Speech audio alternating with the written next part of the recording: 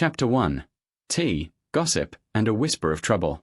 It was a fine September morning in the village of Elmsworth, the kind of morning when the mist still clung to the hedgerows and the church bells carried clearly across the green. The village itself, with its cobbled lanes and ivy-covered cottages, was already stirring, the baker's boy whistling as he delivered loaves, Mrs. Lenton sweeping her doorstep, and the milk cart rattling toward the vicarage. At the Blue Finch tea rooms, where gossip brewed as briskly as the tea, 3 women sat by the window, discussing the upcoming charity fete at Elmsworth Manor, the grand house that stood on the hill, just beyond the chestnut trees. "Lady Denham's doing it all up herself this year," said Mrs. Weatherby, stirring her tea with unnecessary vigour. "After that dreadful business with her nephew's accident, she says she needs a distraction." "Accident?" repeated Miss Partridge, her eyes bright with curiosity. "I heard it wasn't quite that simple." There was a brief silence, the kind that always falls before a new piece of gossip is about to be shared. "Well," Mrs. Weatherby leaned forward, lowering her voice, "they say he fell from the old east wing balcony. But people heard shouting before it happened." From the corner of the room, Miss Marple, seated quietly with her knitting, raised her head just slightly. She didn't interrupt, she rarely did, but her soft grey eyes flickered with interest. Few people noticed the slight pause in her rhythm, but she had already marked the words, "shouting before it happened." The tea-room door jingled as the postman entered, stamping his boots and shaking the rain from his cap. He nodded to the women and handed Mrs. Lenton a letter. She gasped. From Lady Denham herself. The letter was short and formal, an invitation to all respectable village ladies to assist at the charity fete the following Saturday. There was, however, a note at the bottom, written in an unsteady hand. "The East Wing will remain closed to the public, under restoration." Miss Marple's needles clicked again. Under restoration, an ordinary phrase, perhaps, but it had the feel of a closed door that someone very much wanted to remain closed. That afternoon, Elmsworth hummed with speculation. The vicar's wife said Lady Denham had grown oddly reclusive. The grocer swore he'd seen a light in the East Wing late at night. The butcher's boy said the manor's gardener had been dismissed suddenly, though no one knew why. By evening, the village felt alive with secrets again, just as it had after the accident 6 months ago. And if anyone had asked Miss Marple her thoughts, she might have smiled faintly and said, "Human nature, my dear, it always leaves traces, even when one believes one has swept them away." But no one asked. The sun went down behind the elms, and the manor stood dark against the horizon. In one of its shuttered rooms, a single candle flickered, briefly, and then went out. Chapter 2. The Fate at Elmsworth Manor. Saturday morning dawned bright and brisk, the kind of English day that began with promise and ended with unexpected clouds. The lawns of Elmsworth Manor shimmered with dew, and the air carried the mingled scents of polished silver, roses, and freshly baked sponge cake. By 10 o'clock, the village had begun to arrive in clusters, ladies in floral hats, men in their Sunday jackets, children darting about with paper flags. The sound of laughter, mixed with the distant strains of the vicar's gramophone, floated across the gardens. It was a picture of rural peace, though, as Miss Marple well knew, even the loveliest pictures can hide darker shades beneath. She had come with Mrs. Weatherby and Miss Partridge, who, between them, knew every scandal the parish had ever produced. They were assigned to the raffle table, though Miss Marple's true purpose, as she quietly admitted to herself, was not so much to sell tickets as to observe. "Have you noticed," Mrs. Weatherby whispered, arranging her tray of tickets, "Lady Denham hasn't appeared yet? Quite unlike her. She never misses a chance to be seen." "Perhaps she's still not well," offered Miss Partridge, her eyes scanning the crowd. "She's had a dreadful time of it since her nephew's death. Poor woman." Miss Marple nodded but said nothing. Her gaze was resting on the upper windows of the manor. Most were open to the fresh air, all except those in the east wing, which were shut tight, curtains drawn. Around noon, Lady Denham finally emerged. She was a tall, striking woman in her late 50s, her face handsome but marked by sleeplessness. Her voice, when she greeted the vicar's wife, was unusually sharp. "I do hope everyone enjoys themselves," she said briskly. "The manor has been so quiet of late." Miss Marple observed her hands, trembling slightly as she adjusted her hat. Not nerves, exactly, more like a person carrying the strain of a long-kept worry. Moments later, a younger man approached from behind the rose-arched, dark-haired, neatly dressed, with the easy confidence of someone accustomed to attention.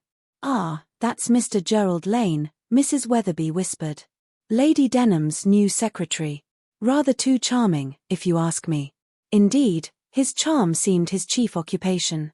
He greeted every lady with a smile, fetched lemonade for the children, and even offered to help Miss Marple with her raffle box, though she politely declined.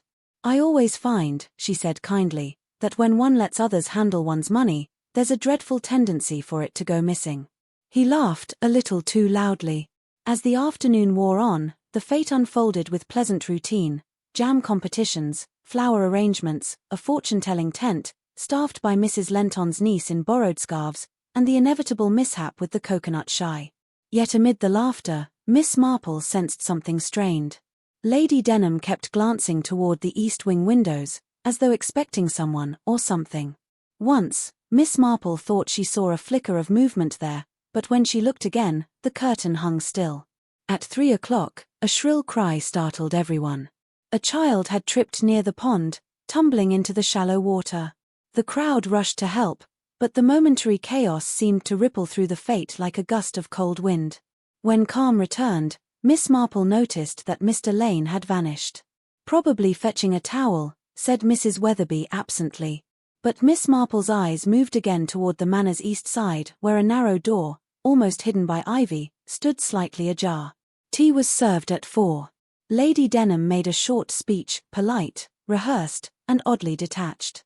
When she raised her teacup, her hand trembled so much that a few drops splashed the saucer.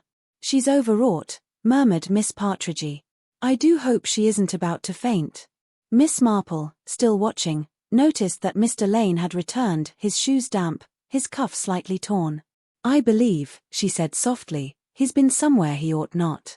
"Oh, Miss Marple," Mrs. Weatherby chuckled. "You do have the most suspicious mind."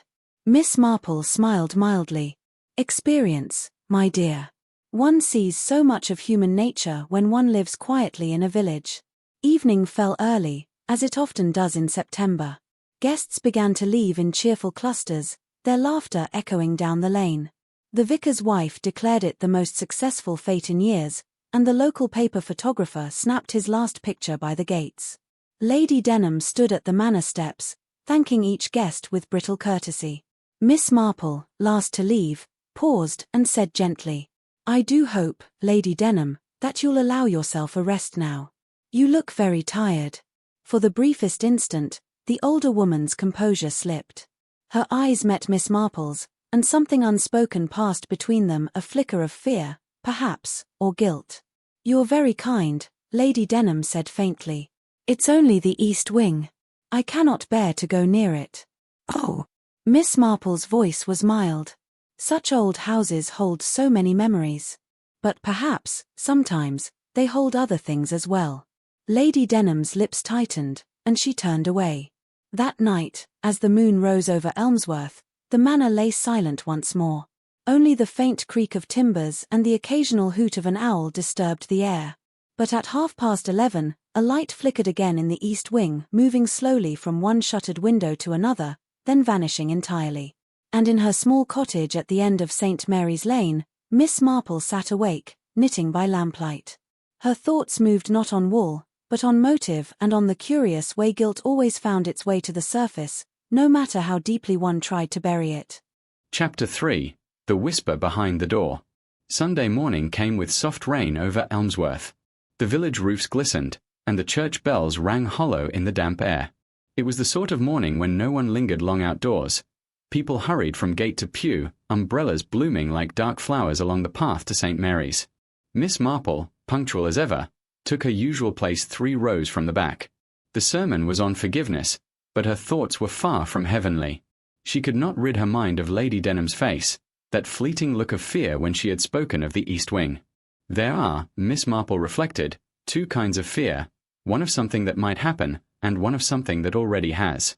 When the service ended, she exchanged a few polite words with the vicar's wife and stepped out into the drizzle.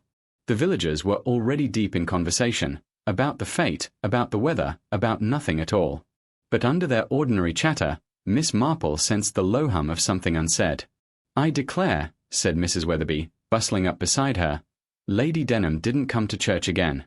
It looks quite improper, after all she's been through. Perhaps she's resting, Miss Marple replied. Grief has a way of tiring one more than expected. Grief? Mrs. Weatherby sniffed. If you ask me, there's more than grief behind those shutters. I heard her butler handed in his notice last night. Said he wouldn't sleep another night in that house for £100. Miss Marple turned her head slightly. Indeed. Did he say why? Only that he heard noises from the east wing. A pause. The rain ticked on the umbrella tops like the beat of a clock. Well, Miss Marple said mildly, houses do creak, especially old ones. Though I've noticed it is seldom the house alone that makes people afraid. That afternoon, she decided on a small errand which, in truth, was curiosity carefully disguised as charity. She prepared a basket of scones for Lady Denham, wrapped in a clean linen cloth, and set out along the lane toward the manor. The rain had stopped, leaving the world silver and quiet. The gate to Elmsworth Manor stood open. The lawns were scattered with the remnants of yesterday's fete, a ribbon caught in a hedge, an overturned chair. Everything looked faintly disordered, as though laughter had fled in a hurry. She was met at the door by Mrs. Mart, the housekeeper, a stout woman with nervous eyes. Good afternoon, Miss Marple said pleasantly. I've brought a few scones for her ladyship. That's kind of you, miss, Mrs. Mart answered, glancing behind her as though half afraid to be seen talking. Her ladyship's resting. She hasn't been herself since last night. Oh dear. Nothing serious, I hope. The woman hesitated. She said she heard someone walking in the east wing, but, of course, that's impossible. It's locked and has been since the accident. Accidents, Miss Marple murmured, often leave echoes. She smiled gently. Might I just leave these in the morning room? It would save you the trouble. Mrs. Mart, visibly relieved, led her inside. The air of the manor was close and perfumed faintly with lavender and Polish, yet underneath lay a sour, dusty scent, neglect and something older. As they passed the corridor leading toward the east wing, Miss Marple noticed a faint draught and a thin line of mud across the carpet, as though someone had walked there in the night. Strange, she said quietly. It hasn't rained since midnight. Mrs. Mart coloured. The window cleaners, perhaps. Perhaps, Miss Marple agreed. The morning room was dim, lit by the glow of a single fire. On the mantelpiece stood a framed photograph of a young man, good-looking, fair-haired, confident, the late Edward Denham, no doubt. She looked at it for a moment, thoughtful. Lady Denham entered a few minutes later, pale and drawn, wearing a shawl though the room was warm. Her hands trembled as she reached for the teapot.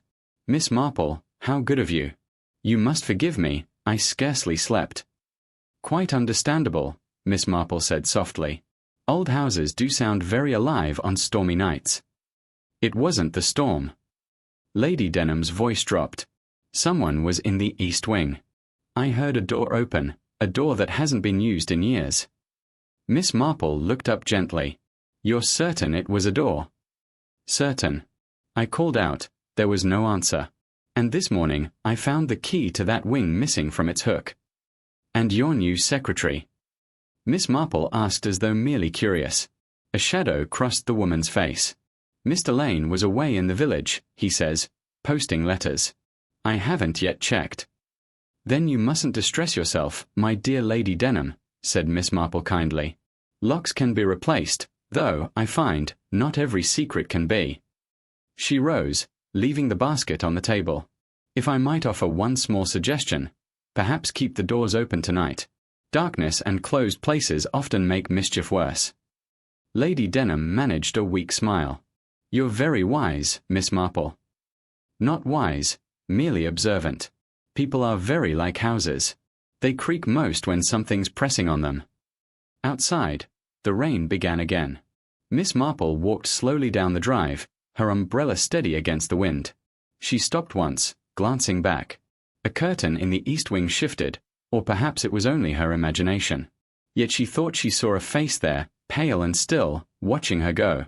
By the time she reached her cottage, evening had gathered. She took off her hat, fed her cat, and sat by the fire with her notebook. Her hand moved with quiet precision as she wrote. 1. Noise in east wing, door opened. Key missing. 2. Mud on carpet. Footsteps. Time uncertain. 3. Secretary absent during incident. 4. Lady Denham frightened, but not surprised. She paused, tapping the pencil against her chin. And when people are not surprised, she murmured to herself, it is often because they already know the truth and wish it were otherwise. She closed the notebook and set it beside the teapot. Outside, the wind rattled the panes. From far off, the Manor's clock struck 9. Then, faintly, almost lost in the sound of rain, came another sound. A low creak, a latch lifting, and somewhere, deep in Elmsworth Manor, a door opened once again. Chapter 4. Footprints in the Rain. The following morning broke grey and sullen, with thin rain trailing down the windows of Elmsworth Cottage. Miss Marple, as was her habit, rose early. By 7, the kettle was singing, the clock ticking softly, and her knitting lay neatly folded beside her chair. Yet her thoughts were elsewhere, fixed on the Manor and the whispered footsteps of the night before. It was not, she reflected, merely curiosity that kept her interested in the Denham affair. It was the pattern. Human nature repeats itself with small variations, and she had learned long ago that where fear and secrecy coexist, something unnatural has taken root. At 8:30, there came a brisk knock at her door. She opened it to find Inspector Crail, tall and square-shouldered, his cap dripping rain. "Morning, Miss Marple. Sorry to trouble you." "Not at all," she said pleasantly. "You look as though you'd been out since dawn." "More or less. There's been, well, a bit of a disturbance up at the Manor." Miss Marple's eyes twinkled faintly. "Indeed. I rather thought there might be." The inspector gave her a measured look, half exasperation, half respect. He had learned from experience that when Miss Marple thought there might be, there usually was. They walked up to Elmsworth Manor together, rain whispering through the trees. The lawns were sodden, the gravel path dotted with puddles. At the edge of the terrace, a constable stood awkwardly, notebook in hand. Lady Denham met them at the door, pale and tight-lipped. She wore a heavy shawl despite the mild air. "It's too dreadful," she said quickly, before anyone could speak. "Mrs. Mart found it this morning near the east wing." "Found what?" asked Crail. She hesitated, her voice lowering to a whisper. "Footprints. In the mud. Going straight to the wall where the old servant's door is, and stopping there." Crail frowned. "Stopping? Completely," she said. "No return prints at all. Just gone." Miss Marple's gaze drifted toward the east side of the house, where ivy clung thickly to the stone. The rain had softened the earth, and she could already see the faint impression of prints, heavy, deliberate, and oddly spaced. "A man's boots," she said softly. "And large ones." "You've a good eye," said Crail, crouching to examine them. "Deep, too. Whoever made these came through last night, when the ground was wetter." Miss Marple nodded, her voice calm. "Yes. You see how the left print presses more deeply? A man favoring one leg, perhaps an old injury. And note the way the heel cuts into the edge of the flowerbed. He wasn't hurrying. He knew his way." Lady Denham gave a nervous laugh. "You make it sound as though he belongs here." Miss Marple looked at her kindly. "Perhaps he once did." Inside, the air felt heavy, as though the house itself were holding its breath. The corridor leading to the east wing was dark, lined with portraits whose painted eyes followed every movement. At the end stood a narrow oak door, old, iron-banded, with a faint, earthy smell of damp wood and dust. Inspector Crail tried the handle. It turned easily. "Unlocked," he muttered. "But the housekeeper said that it was always locked," finished Miss Marple softly. "Curious." He pushed it open. The hinges groaned, and a cold draught swept out, the smell of long-closed rooms. Inside lay a narrow stair descending into half-light. Cobwebs clung thickly across the frame, but a few had been torn recently. Lady Denham's hand flew to her throat. "It wasn't open yesterday." "I swear it wasn't." Miss Marple peered past the inspector's shoulder. The steps were streaked faintly with mud. One of the lower treads bore the mark of a boot sole, clear, wet, and unmistakable. "There's your visitor," said Crail grimly. "Looks like someone's been in and out of here, right enough. But where could it lead?" Lady Denham whispered. Old servant's passage, said Crail. Runs beneath the east wing and comes out near the orchard, if the plans are right. Miss Marple's fingers brushed the wall. The wood was damp and warm in one place. She withdrew her hand and looked thoughtful. Someone lit a candle here not long ago. The soot tells us so, see how fresh it is. Crail bent to look. By Jove, you're right. Well then, whoever he was, he had light and purpose. Lady Denham shuddered. But what purpose? What could anyone want here? Miss Marple's eyes drifted toward the stairwell. Sometimes, Lady Denham, people return to the scene of their guilt as though, by looking upon it again, they might undo what they've done. The investigation continued through the morning. The constable measured prints, Crail questioned servants, and Miss Marple moved quietly through the rooms, noticing what others did not. A vase moved slightly from its usual place, a smear of soot near the baseboard, a small scrap of fabric caught on a nail by the stair. She held it up between two fingers, pale grey wool, frayed at the edge. She said nothing, but tucked it neatly into her handkerchief. At noon, as they were leaving, Mr. Gerald Lane, the secretary, appeared from the study. His expression was composed, but his eyes flicked sharply toward the east wing door. "Ah, Inspector," he said easily. "Still at it? I hope Lady Denham's imagination hasn't troubled you too much." Crail's gaze hardened. "Imagination doesn't leave footprints, Mr. Lane." Lane laughed, though the sound rang false. "Quite right. Still, this old house is full of drafts and legends. You'll be chasing ghosts next." "Perhaps," Miss Marple said softly, "but ghosts rarely steal keys." He turned to her, his smile faltering for just a second, then he bowed lightly and excused himself. When the front door closed behind him, Crail muttered, "Too smooth by half, that one." "Yes," Miss Marple agreed, her eyes thoughtful. "And yet I think is frightened, not guilty. The difference, Inspector, is often the key to everything." That evening, the rain cleared. The sky burned briefly gold before sinking into dusk. From her cottage window, Miss Marple could see the outline of the manor on the hill, its chimneys still faintly smoking.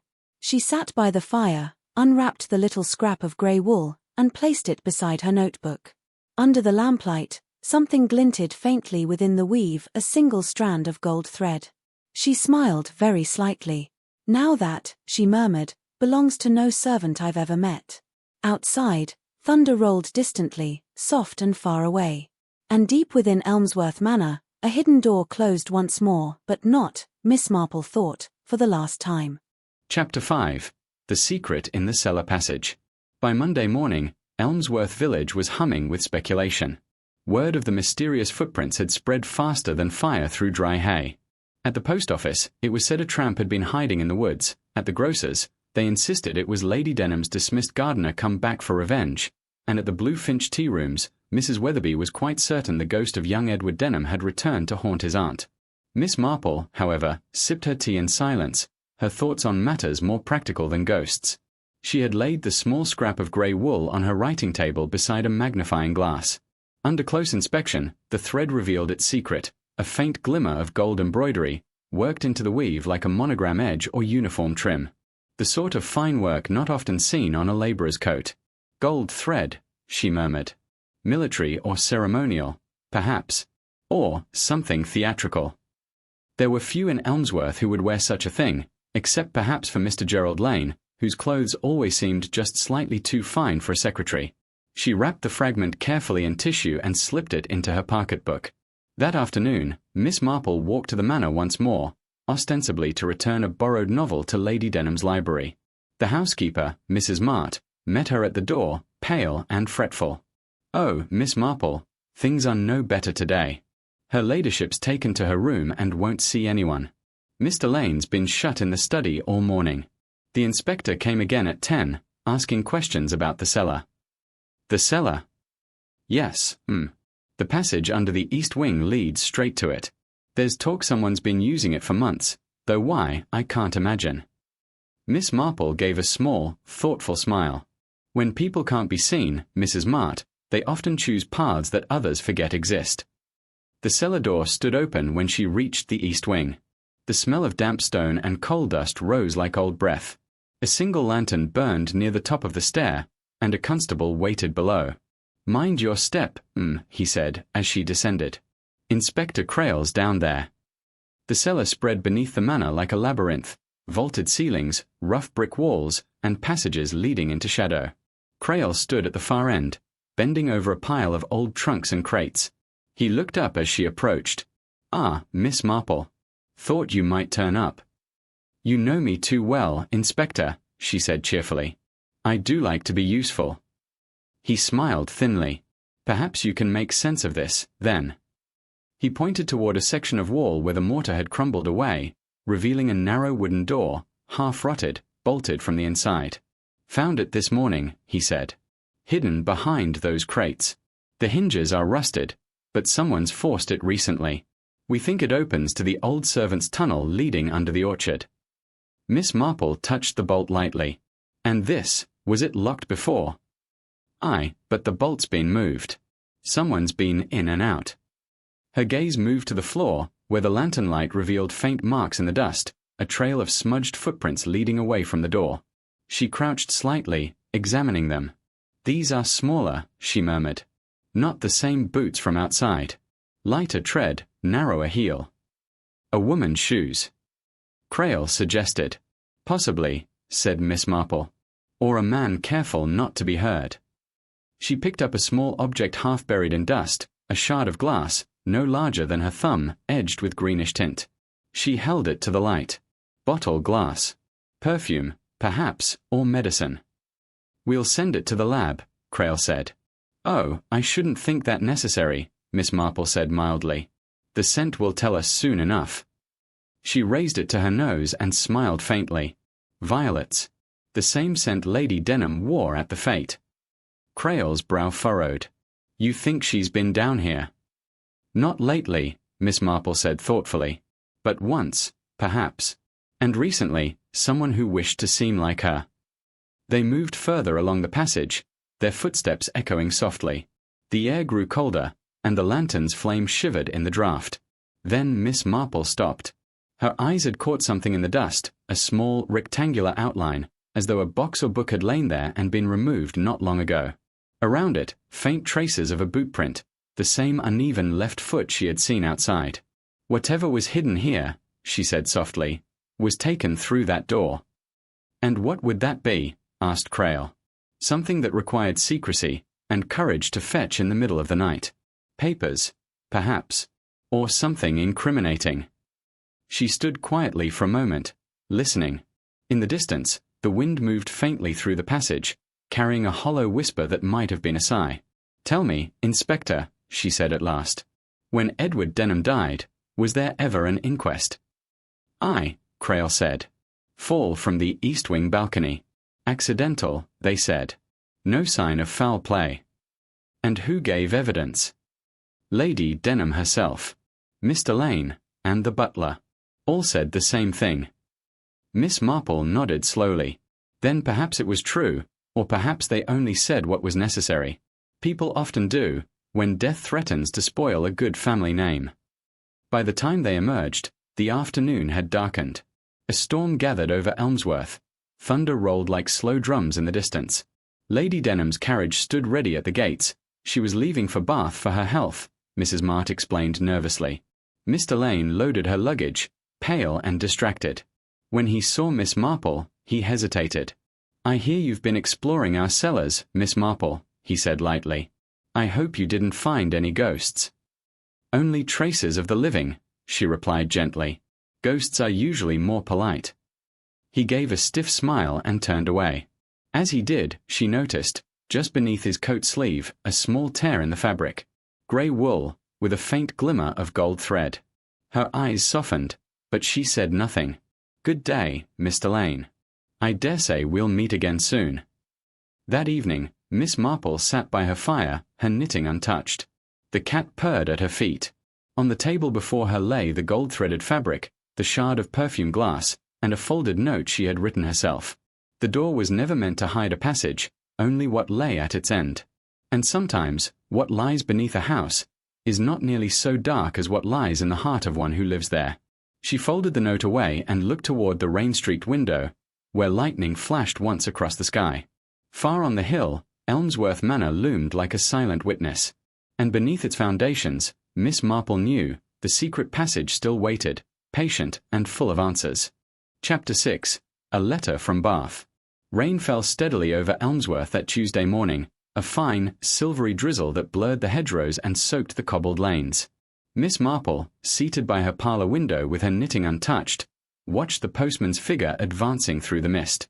He stopped at her gate, lifted his cap, and handed her a single envelope. It was addressed in a large, elegant script. Miss Jane Marple, St. Mary Mead, visiting Elmsworth. Postmarked, Bath. Her brows lifted slightly. The handwriting was neat, but not Lady Denham's. Hers was sharper, impatient, with an air of authority in every stroke. This one was too careful, as though imitating refinement. She slit the envelope neatly with her knitting needle. Inside was a folded sheet of cream notepaper, faintly scented with violets. My dear Miss Marple, you will forgive the intrusion of a stranger, but I believe you were recently at Elmsworth Manor and may have come upon certain things best forgotten. I beg of you, as a woman of kindness and discretion, to let the matter of the East Wing rest. To stir the past serves no one. Sincerely, a friend. Miss Marple read it twice, then once more. She smiled faintly, the kind of smile that hides more thought than amusement. A friend, she murmured. How considerate. And yet, one wonders, whose friend? She held the page near the lamp. The ink had smudged faintly at the closing line, where the nib had trembled. A nervous hand, then. Perhaps female. And that same violet scent, the perfume Lady Denham wore. But, just a touch heavier, as though copied. Miss Marple took a fresh sheet from her bureau and wrote a small note in her precise, looping hand. Posted from Bath, but the paper from Carter's Stationery, Elmsworth. Perfume applied after sealing. Someone local, then. Someone pretending distance. She slipped both letters together and tied them with a small blue ribbon. Outside, the church bells tolled noon. At the post office, conversation was brisk as always. Mrs. Weatherby was behind the counter, sorting envelopes with the air of one managing state secrets. Ah, Miss Marple. You've heard, of course? Her ladyship's settled in Bath. Poor thing, nerves quite gone, they say. Indeed, said Miss Marple mildly. Oh yes. Mr. Lane's handling her affairs now. Stays late at the Manor every night. Can't imagine what business keeps a secretary up till midnight, can you? Miss Marple's eyes twinkled. Oh, there are many kinds of business, Mrs. Weatherby. Not all of them honest. Mrs. Weatherby gasped, delighted. You don't mean. But Miss Marple only smiled and asked, quite casually, whether anyone had posted a letter to Bath the day before. Let me see. Mrs. Weatherby flipped through her ledger. Yes, one envelope, no return address, written in black ink. Dropped by young Mrs. Mart, the housekeeper's niece. Said she was doing an errand for Mr. Lane. Ah, said Miss Marple. How very helpful. That evening, the rain ceased, leaving the air sharp and glistening. Miss Marple took her umbrella and walked to the Manor once more. The lamps in the east wing were dark, only the library glowed faintly. She found Mr. Lane seated at the desk, papers spread before him, a decanter half empty at his elbow. Miss Marple, he said, startled. I wasn't expecting visitors at this hour. Nor was I, she said gently, but circumstances do arise. I came to return Lady Denham's book. She laid a small volume on the table, Poems of Alfred Tennyson. He nodded absently. Thank you. I'll see that she receives it. Miss Marple's eyes rested on the open drawer beside him, neatly stacked papers, a fountain pen, and beneath them, the faint edge of grey wool. You seem quite busy, Mr. Lane. Correspondence, perhaps. Yes. Estate matters. There's always so much to attend to. Indeed. I noticed one rather interesting bit of correspondence this morning, a letter sent from Bath, but posted here. His head jerked slightly. I beg your pardon.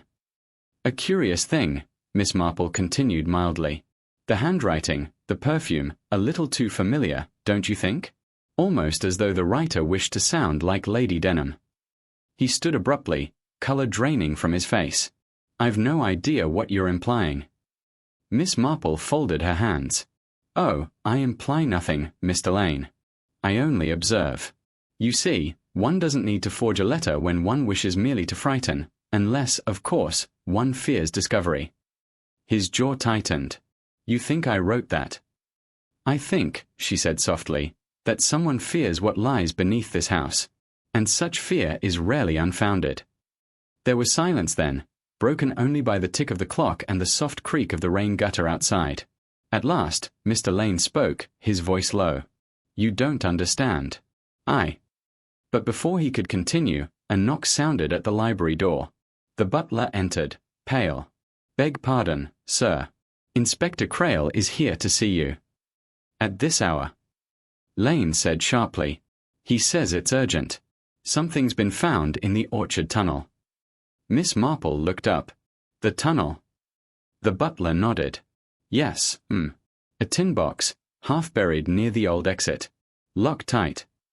Miss Marple rose, eyes bright. Then perhaps, Mr. Lane, we may both find our answers at last. The orchard lay ghostly in the moonlight, silver mist clinging to the ground. Inspector Crail stood by the mound where 2 constables had been digging. At their feet lay a rusted tin box, its lid dented, the lock twisted by age. Found it about a yard deep, Crail said.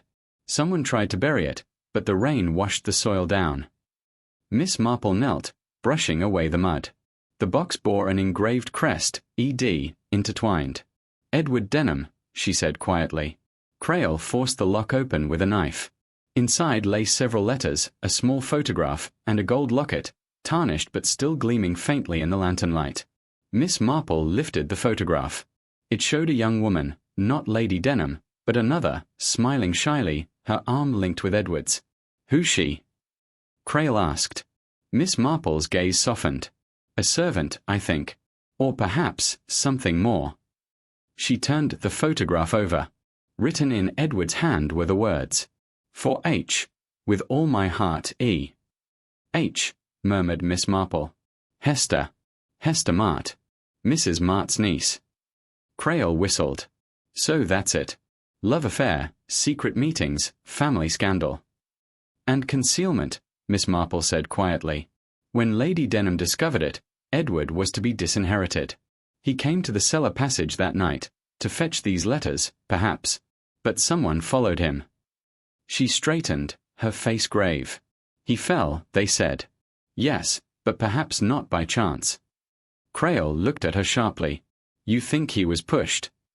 I think, said Miss Marple softly, that guilt makes people write letters they dare not sign. Later that night, back in her little guest room, Miss Marple sat at a desk, the photograph before her. The rain had begun again, tapping gently at the window. She picked up her pen and wrote in her notebook. The letter from Bath was written to silence, not to warn. Fear drives confession, and soon one of them will speak. Then she closed the book and extinguished the lamp. Outside, thunder murmured faintly in the distance, a promise of what was to come. Chapter 7. The Truth Beneath the Orchard. The following morning dawned grey and cold, the air heavy with the scent of damp leaves. At Elmsworth Manor, the household stirred later than usual. Servants whispered in the hallways, the butler moved with tight lips and lowered eyes, and even the old grandfather clock seemed to tick with uneasy hesitation. In the library, Inspector Crail stood at the window, hands behind his back, while Mr. Lane sat at the desk, visibly paler than the night before. On the table lay the tin box, now cleaned of mud and neatly arranged with its contents, the letters, the photograph, and the locket. Miss Marple entered quietly, her composure as calm as ever. She carried a small notebook in one hand, her umbrella in the other. Good morning, Inspector, she said cheerfully. A damp day for revelations, wouldn't you say? Crail nodded. You were right to suspect the orchard passage, Miss Marple. These letters change everything. He gestured toward the opened envelopes. The paper had yellowed slightly with time, and the ink had bled faintly, but the handwriting remained unmistakably Edward Denham's, elegant, impulsive, emotional. Read them if you like, said Crail, offering one to her. You'll see what sort of mess he'd got himself into. Miss Marple adjusted her spectacles and began to read. My dearest Hester, Mother suspects something. You must not come to the East Wing tonight, it's too dangerous. But I will find a way. There is a door near the old cellar. If we could only go away together, I'd forfeit every penny for peace. Yours, always, E. Miss Marple folded the letter carefully and reached for another. Hester, I cannot bear to leave you here. She means to send you away, to London, she says, but I know she intends worse. If anything happens to me, promise you will destroy these letters. They would ruin her. She set it down slowly. Poor boy, she murmured. So young, and so sure that love could undo what pride had bound. Mr. Lane shifted uneasily. They're genuine, then. I never knew. Didn't you? Miss Marple's tone was mild. You've been Lady Denham's secretary nearly 2 years, have you not? And the niece of her housekeeper receives errands from you often enough to post a letter or two. He flushed. I only did as I was told. Of course, Miss Marple said softly. That's what most guilty people say at first. Crail cleared his throat. Let's keep to the facts. We know Edward planned to meet this girl, Hester, in the cellar passage. He fell and broke his neck. But that box was buried later. Someone wanted it gone. And yet, Miss Marple said, they buried it poorly. Guilt seldom digs deep enough. A knock came at the door. The butler entered, announcing that Mrs. Mart, the housekeeper, had arrived and is quite distressed, sir. Mrs. Mart entered hesitantly, wringing her hands in her apron. Her eyes were red, her face pale. I heard about the box, sir, she said to Crail. It's true it belonged to my niece, Hester. She was a good girl. Foolish, maybe, but good. After Mr. Edward died, she vanished. Lady Denham told everyone she'd gone to relatives in London, but I knew something was wrong. Miss Marple's voice was gentle. Tell us what you remember of that night, Mrs. Mart. The woman hesitated. There was a quarrel. I heard shouting from the east wing. Then silence. Later, I saw Lady Denham herself go down to the cellar door with a lamp. When she came back, her dress was torn and her hands, she stopped, shuddering, her hands were scratched and dirty, as if she'd been digging. Mr. Lane looked horrified. You can't mean Lady Denham. People are rarely what they appear, Mr. Lane, Miss Marple said softly. We all wear our Sunday faces, but the truth lives in the shadows. Crail turned sharply.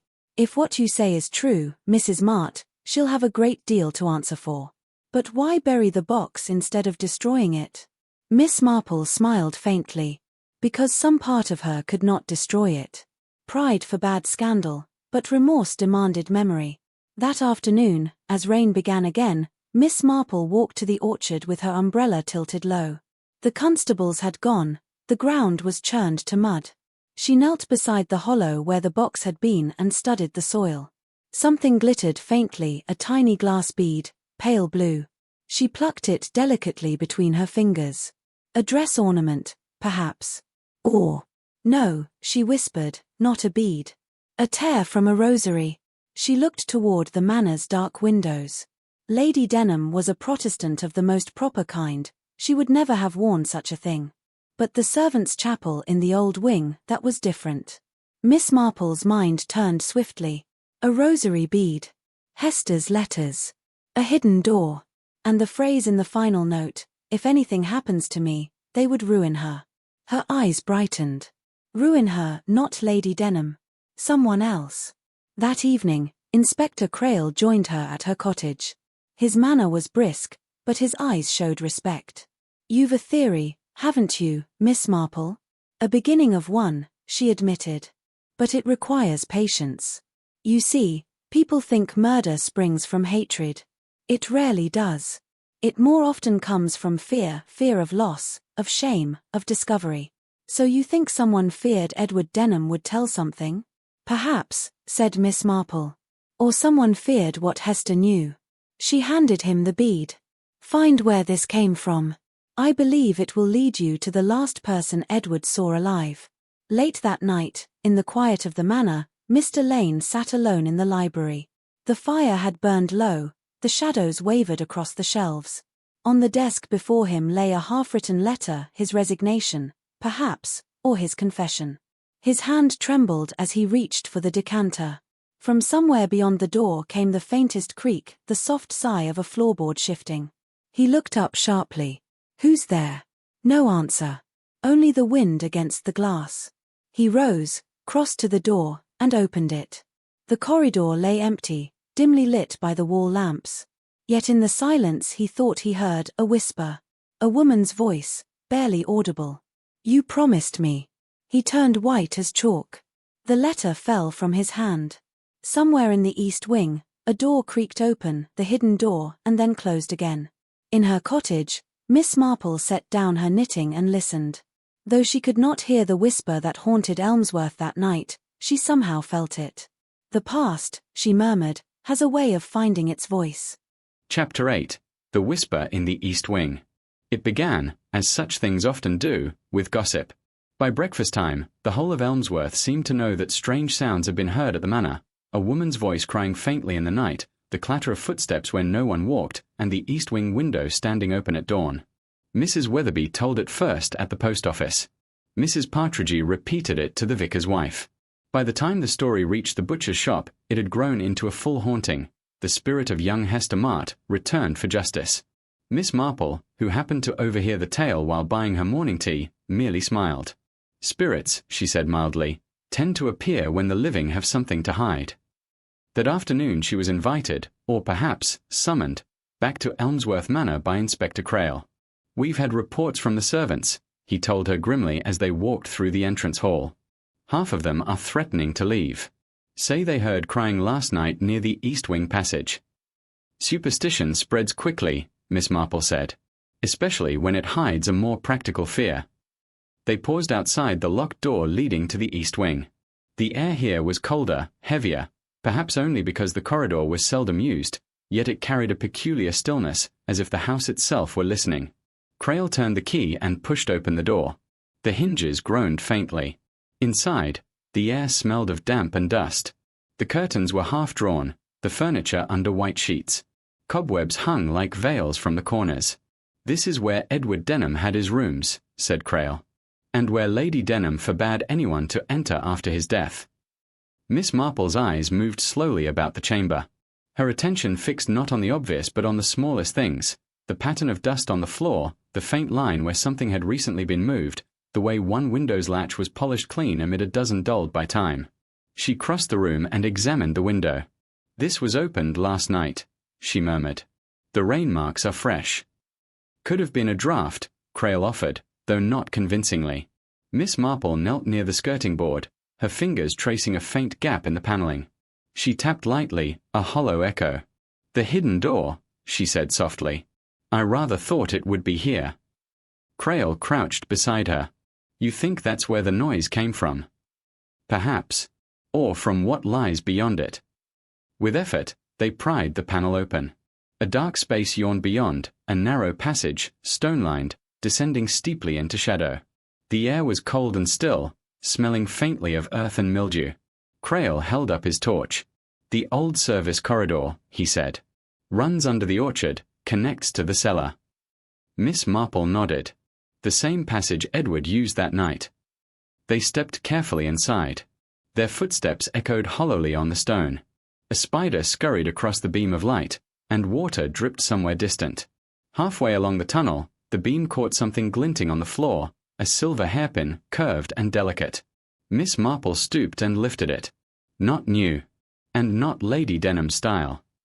Crail frowned. "You think it belonged to Hester?" "I think," said Miss Marple softly, "it was dropped by someone who came here after the burial of the box. Someone who thought the past safely hidden, and yet could not resist returning." They reached the end of the passage. A small door of iron stood half open, leading into what had once been the wine cellar. Shelves of dusty bottles lined the walls. And there, near the far corner, lay a lamp, recently used, its glass faintly smudged with soot. Crail bent to touch it. Still warm. "Then whoever came," Miss Marple said, "was here not long ago." That evening, Lady Denham returned unexpectedly from Bath. Her carriage arrived just as the rain began again, and the servants, whispering, said she looked years older, paler, thinner, her eyes shadowed by sleeplessness. Miss Marple was invited to dine with her, an invitation she accepted with her usual quiet courtesy. Dinner was strained. Mr. Lane said little, Lady Denham said less. The clink of silverware echoed too sharply in the silence. At last, Lady Denham spoke. "You've been very active, Miss Marple. I hear you've been in my son's rooms." "Only at Inspector Crayle's request," Miss Marple replied. "You see, there were matters that required examination." "You mean my family's disgrace?" Her voice trembled slightly. "I will not have gossip revived." Miss Marple met her eyes. "Truth and gossip are seldom the same thing, Lady Denham. One fades quickly, the other tends to return, usually when it is most inconvenient." Lady Denham's hand clenched around her wineglass. "You know nothing of it. Edward's death was an accident." "Was it?" Miss Marple's tone was gentle. "And Hester Mart, was her disappearance also an accident?" For a moment, silence hung heavy between them. The fire popped in the grate. Then Lady Denham rose suddenly, pushing back her chair. "I will not be questioned in my own house," she cried. "No," Miss Marple said softly. "But you will be haunted, until you face what you've hidden." Lady Denham's eyes filled with sudden tears. She turned away, pressing a handkerchief to her lips. "I tried to protect him," she whispered. "He was foolish, blinded by love. That girl would have ruined us all." "And so you ruined her," Miss Marple murmured. Lady Denham looked up sharply, horror dawning in her expression. "You don't understand, I only meant to send her away. But when I went to the passage that night, I heard voices, a quarrel, then a fall.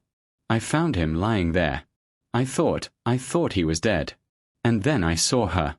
She ran from me into the dark, and I never saw her again." Crayle, who had entered unnoticed, spoke quietly. "If that's true, Lady Denham, then who buried the box?" Her eyes widened, and for the first time she looked afraid. "The box? I don't know. Perhaps." Miss Marple's gaze turned toward Mr. Lane, who stood by the mantel, silent, motionless. His hand gripped the back of his chair too tightly. "Mr. Lane," she said gently, "perhaps you could help us. You've been so diligent about protecting Lady Denham's affairs. Did that duty include burying her son's secrets as well?" He gave a short, bitter laugh. "Secrets? I've been protecting myself. I was the one who brought Hester here in the first place. I thought I could control it. But Edward loved her. And when she threatened to tell Lady Denham that he meant to elope with her, I panicked. I followed him to the passage that night." Crayle stepped forward. "And pushed him?" "No." Lane's voice cracked. "He turned on me. There was a struggle. He slipped. It was an accident." "And the girl?" Lane buried his face in his hands.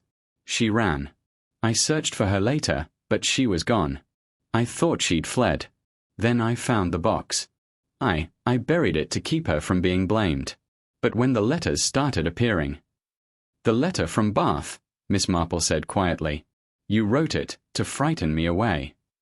He looked up, defeated. "Yes. God help me, yes." Lady Denham sank into her chair, white as marble. "All this time, I thought it was my sin to bear." Miss Marple's voice was kind but steady. "Guilt has many rooms, my dear. Sometimes we live in the wrong one." Crayle motioned to his constable. "Mr. Lane, I'll need you to come with me." Lane hesitated. "And Hester," he said hoarsely. "What became of her?" Chapter 9. The Whisper in the Hall. From Miss Marple and the Hidden Door in the Manor. A chill wind had picked up that morning, blowing through the narrow lanes of Elmsworth and sending the first autumn leaves tumbling across the green. It rattled the old windows of the vicarage and set the weathercock on the church spire creaking faintly. Yet at Elmsworth Manor, where the grand stone walls stood silent and still, another kind of tension was stirring, one not caused by the weather. Inside, the house was unnervingly quiet. Most of the servants had been given the morning off after the late-night questioning by Inspector Graves. Lady Denham, pale and exhausted, had retired to her rooms, and her niece, Clara, was seen walking alone along the upper corridors, her steps measured, her eyes shadowed. Miss Marple, however, had not gone home after the inspector's visit. She had accepted Lady Denham's offer to stay for breakfast, and, by some innocent coincidence, remained for tea as well. In truth, she wished to observe. There were still things about the manor that did not sit quite right with her, especially the curious way everyone avoided mentioning the East Wing. After luncheon, while the others were occupied with their duties, Miss Marple asked quietly if she might take a short walk about the house. Lady Denham, grateful for company, agreed readily. Of course, Miss Marple. Do explore as you please. Though I would ask that you avoid the East Wing. The floorboards there are rather unsafe. Miss Marple's eyes twinkled faintly. Oh, I quite understand, my dear Lady Denham. One must always be cautious where things might give way. She took her walking stick and wandered through the long gallery, past portraits of Denham's past, solemn faces, powdered wigs, and stiff collars, the sort of ancestors who always looked as though they disapproved of the present generation. Dust motes floated in the sunlight streaming through the tall windows, and the faint scent of lavender polish hung in the air. At the end of the corridor, a tapestry hung loosely against the wall. Miss Marple paused, her attention caught by the faint outline of something behind it. She ran her fingers gently along the fabric and found, yes, the edge of a narrow wooden doorframe. A hidden door, nearly invisible beneath the woven scene of hunting hounds and stags. Before she could investigate further, a floorboard creaked behind her. She turned. Clara stood there, her face pale. You shouldn't be here, she said softly. Oh, dear me, I'm so sorry, Miss Marple replied kindly. I seem to have taken a wrong turn. These old houses are rather confusing, aren't they? Clara hesitated, glancing toward the tapestry. Please, don't tell Aunt Eleanor you found that. My dear, it's slipped my mind already, Miss Marple said with a gentle smile. Though I do wonder, does it lead anywhere? No, Clara said too quickly. It's just an old passage, bricked up years ago. Miss Marple nodded, but the flicker in the girl's eyes told her otherwise. There was fear there, not guilt, but genuine fear. Moments later, Clara hurried off, leaving Miss Marple alone once again. She waited until the sound of footsteps had faded, then reached out and pressed lightly against the tapestry. It shifted slightly, enough to show the faint outline of an iron latch. She didn't open it. Not yet. As she walked back toward the main hall, she encountered the housekeeper, Mrs. Green, carrying a tray of tea things. Oh, good afternoon, Miss Marple, said the woman, startled. I didn't expect anyone up here. Nor I, Mrs. Green. Such a large house, one might get quite lost. Mrs. Green nodded nervously. Indeed, especially near the East Wing. Best to keep to the main floor, if you don't mind me saying. Miss Marple thanked her and moved on, her thoughts spinning quietly. Everyone seemed very eager to keep her away from one particular part of the house. That alone was telling. Later that afternoon, as the rain began to fall, she sat once more in the drawing room, knitting as if her only concern was the weather. Lady Denham joined her briefly, complaining of headaches and a dreadful feeling of unease. Perhaps it's just the house, my dear, Miss Marple said softly. Old buildings often remember things long after the people have forgotten them. You speak as if the house were alive, Lady Denham said, attempting a smile. In a manner of speaking, Miss Marple replied, her needles clicking steadily. Sometimes, the walls see far more than we do. That evening, just before dusk, a strange thing happened. Clara was seen again in the corridor by the East Wing, speaking to someone in a whisper. The maid passing by swore she saw movement behind the tapestry, as though a hand had brushed against it from the other side. By the time Inspector Graves returned to the manor that night, the story had already begun to spread. He dismissed it as village nonsense, but Miss Marple merely smiled her knowing smile and said quietly, You see, Inspector, even the smallest whisper in the hall may be the truth trying to get out. And somewhere within Elmsworth Manor, behind the faded tapestry and the hidden door, something, or someone, waited. Chapter 10. The Locked Room in the East Wing. From Miss Marple and the Hidden Door in the Manor. Morning broke grey and cold over Elmsworth Manor, the kind of morning that seemed to hold its breath. A soft mist lay upon the lawns, curling around the hedges and statues like a cautious visitor, and the crows called hoarsely from the elms beyond the drive. Inside the great house, fires were being coaxed to life, but the air still felt heavy, as though the night had left something behind. In the breakfast room, Inspector Graves sat with a mug of strong tea, going through his notes from the day before.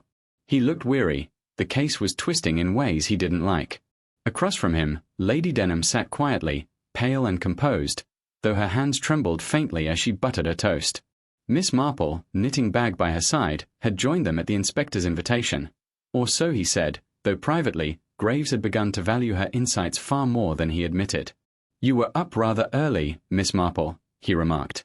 "Oh, yes," she said mildly. "I find one sees things quite differently before the house is properly awake." "Such as?" She smiled faintly. "A door slightly ajar that was closed last night.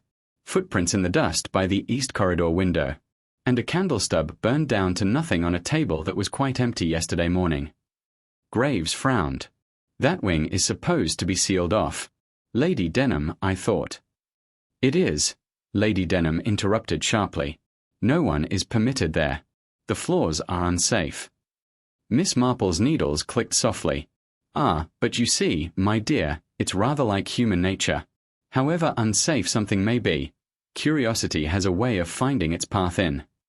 Lady Denham looked away, her expression tightening. "If you mean to imply someone has been trespassing." "Not at all," Miss Marple said gently. "Only that I should like to have a look myself. Perhaps with the inspector's company, for safety's sake." Inspector Graves hesitated. "If you insist, Miss Marple. Though I warn you, there's little to see but dust and cobwebs." They crossed the corridor together half an hour later.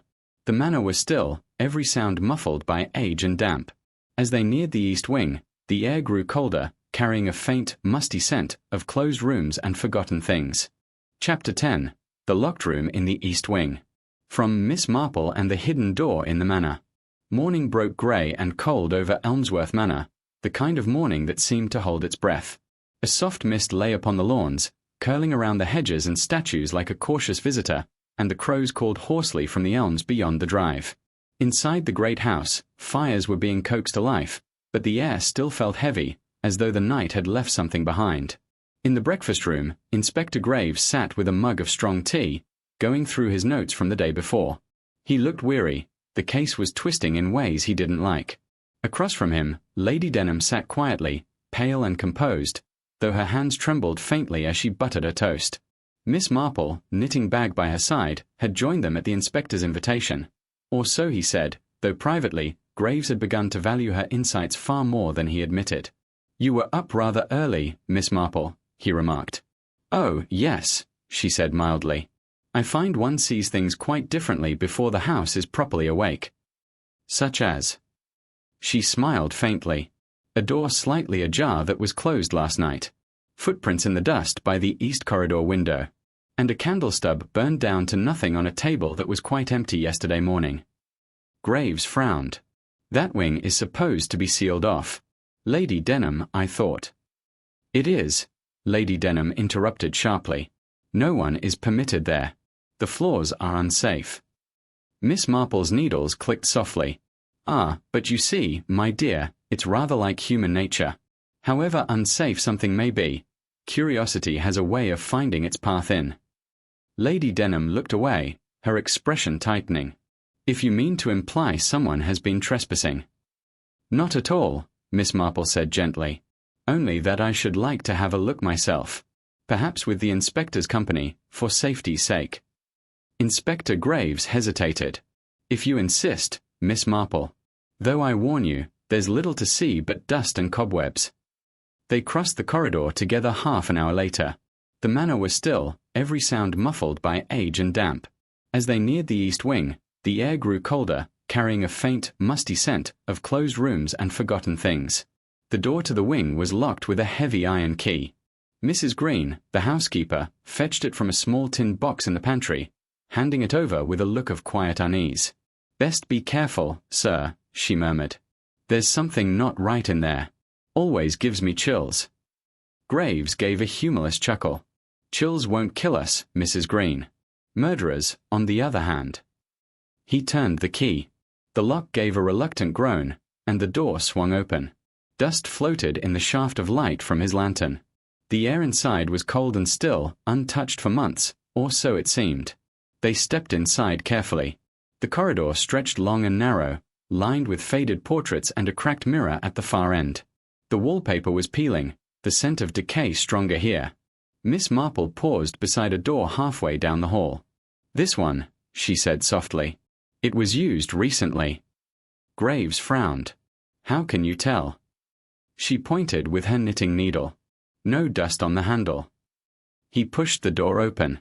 Inside was a small study, perhaps once used by the late Sir Andrew Denham. A great oak desk stood near the window, and a chair had been overturned. On the floor lay a broken vase, its flowers long dried and crumbling. No one's been in here for years, Graves muttered. Oh, I shouldn't say that, Miss Marple murmured. Someone has been here quite recently, and rather nervously, I'd wager.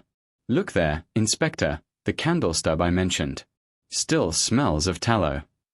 He crouched beside the table. So someone's been coming in at night. Miss Marple nodded. And I dare say not by the main door. That tapestry near the gallery, it hides more than a draught, I think. They explored further, moving down the corridor. Near the end, behind a warped door, they found a small room sealed from the inside by a plank of wood nailed across it. Graves pried it open carefully. Inside was an old bedroom, faded curtains, a cracked mirror, and a single trunk at the foot of the bed. On the trunk, a layer of dust except for a recent handprint. Someone's been searching here, Graves muttered. Or hiding something, Miss Marple said softly. They opened the trunk. Inside lay old clothes, yellowed letters tied with ribbon, and a silver locket. Graves lifted it, then froze. Inside the locket was a photograph of Lady Denham, much younger, standing beside a man who was not her late husband. Graves raised his eyebrows. Well, now, that explains a few things. Miss Marple looked thoughtful rather than shocked. Ah, the past never truly stays buried, does it, Inspector? It merely waits for someone to open the right door. He closed the locket carefully. We'll need to ask Lady Denham about this. Yes, Miss Marple agreed. Though perhaps not just yet. Let her speak when she's ready, or when someone else forces her hand. As they left the room, the wind whistled faintly through a crack in the wall, or so it seemed. But Miss Marple paused at the sound, frowning slightly. That, she whispered, was not the wind. Graves turned sharply. From somewhere beyond the corridor, perhaps behind the wall itself, came the faint sound of a footstep. Slow, deliberate, then silence. He raised his lantern, but the light caught only dust and shadow. Miss Marple's expression was serene, though her eyes gleamed with quiet certainty. You see, Inspector, she said softly, this house isn't merely old. It's listening. Chapter 11. The Letter in the Ashes. From Miss Marple and the Hidden Door in the Manor. The fire in the drawing-room hearth burned low that evening, its soft glow flickering against the brass and wood of Elmsworth Manor. Rain pattered steadily against the windows, a constant, secretive whisper, and the great clock on the mantel marked each minute with solemn finality. Miss Marple sat quietly near the fire, her knitting resting on her lap, though she hadn't moved her needles for quite some time. Her gaze was turned toward the flames, but her thoughts were elsewhere, behind the walls of this house, behind the polite smiles and half-truths that filled it. Across from her sat Lady Denham, pale and weary, nursing a cup of tea she had barely touched. Inspector Graves had taken his leave earlier, after locking the east wing once more and instructing that no one, absolutely no one, is to enter until further notice. The house had returned to a strange sort of calm, though beneath it Miss Marple could feel the pulse of something unresolved. You must forgive me, Miss Marple, Lady Denham said at last, her voice trembling faintly. I'm not quite myself today.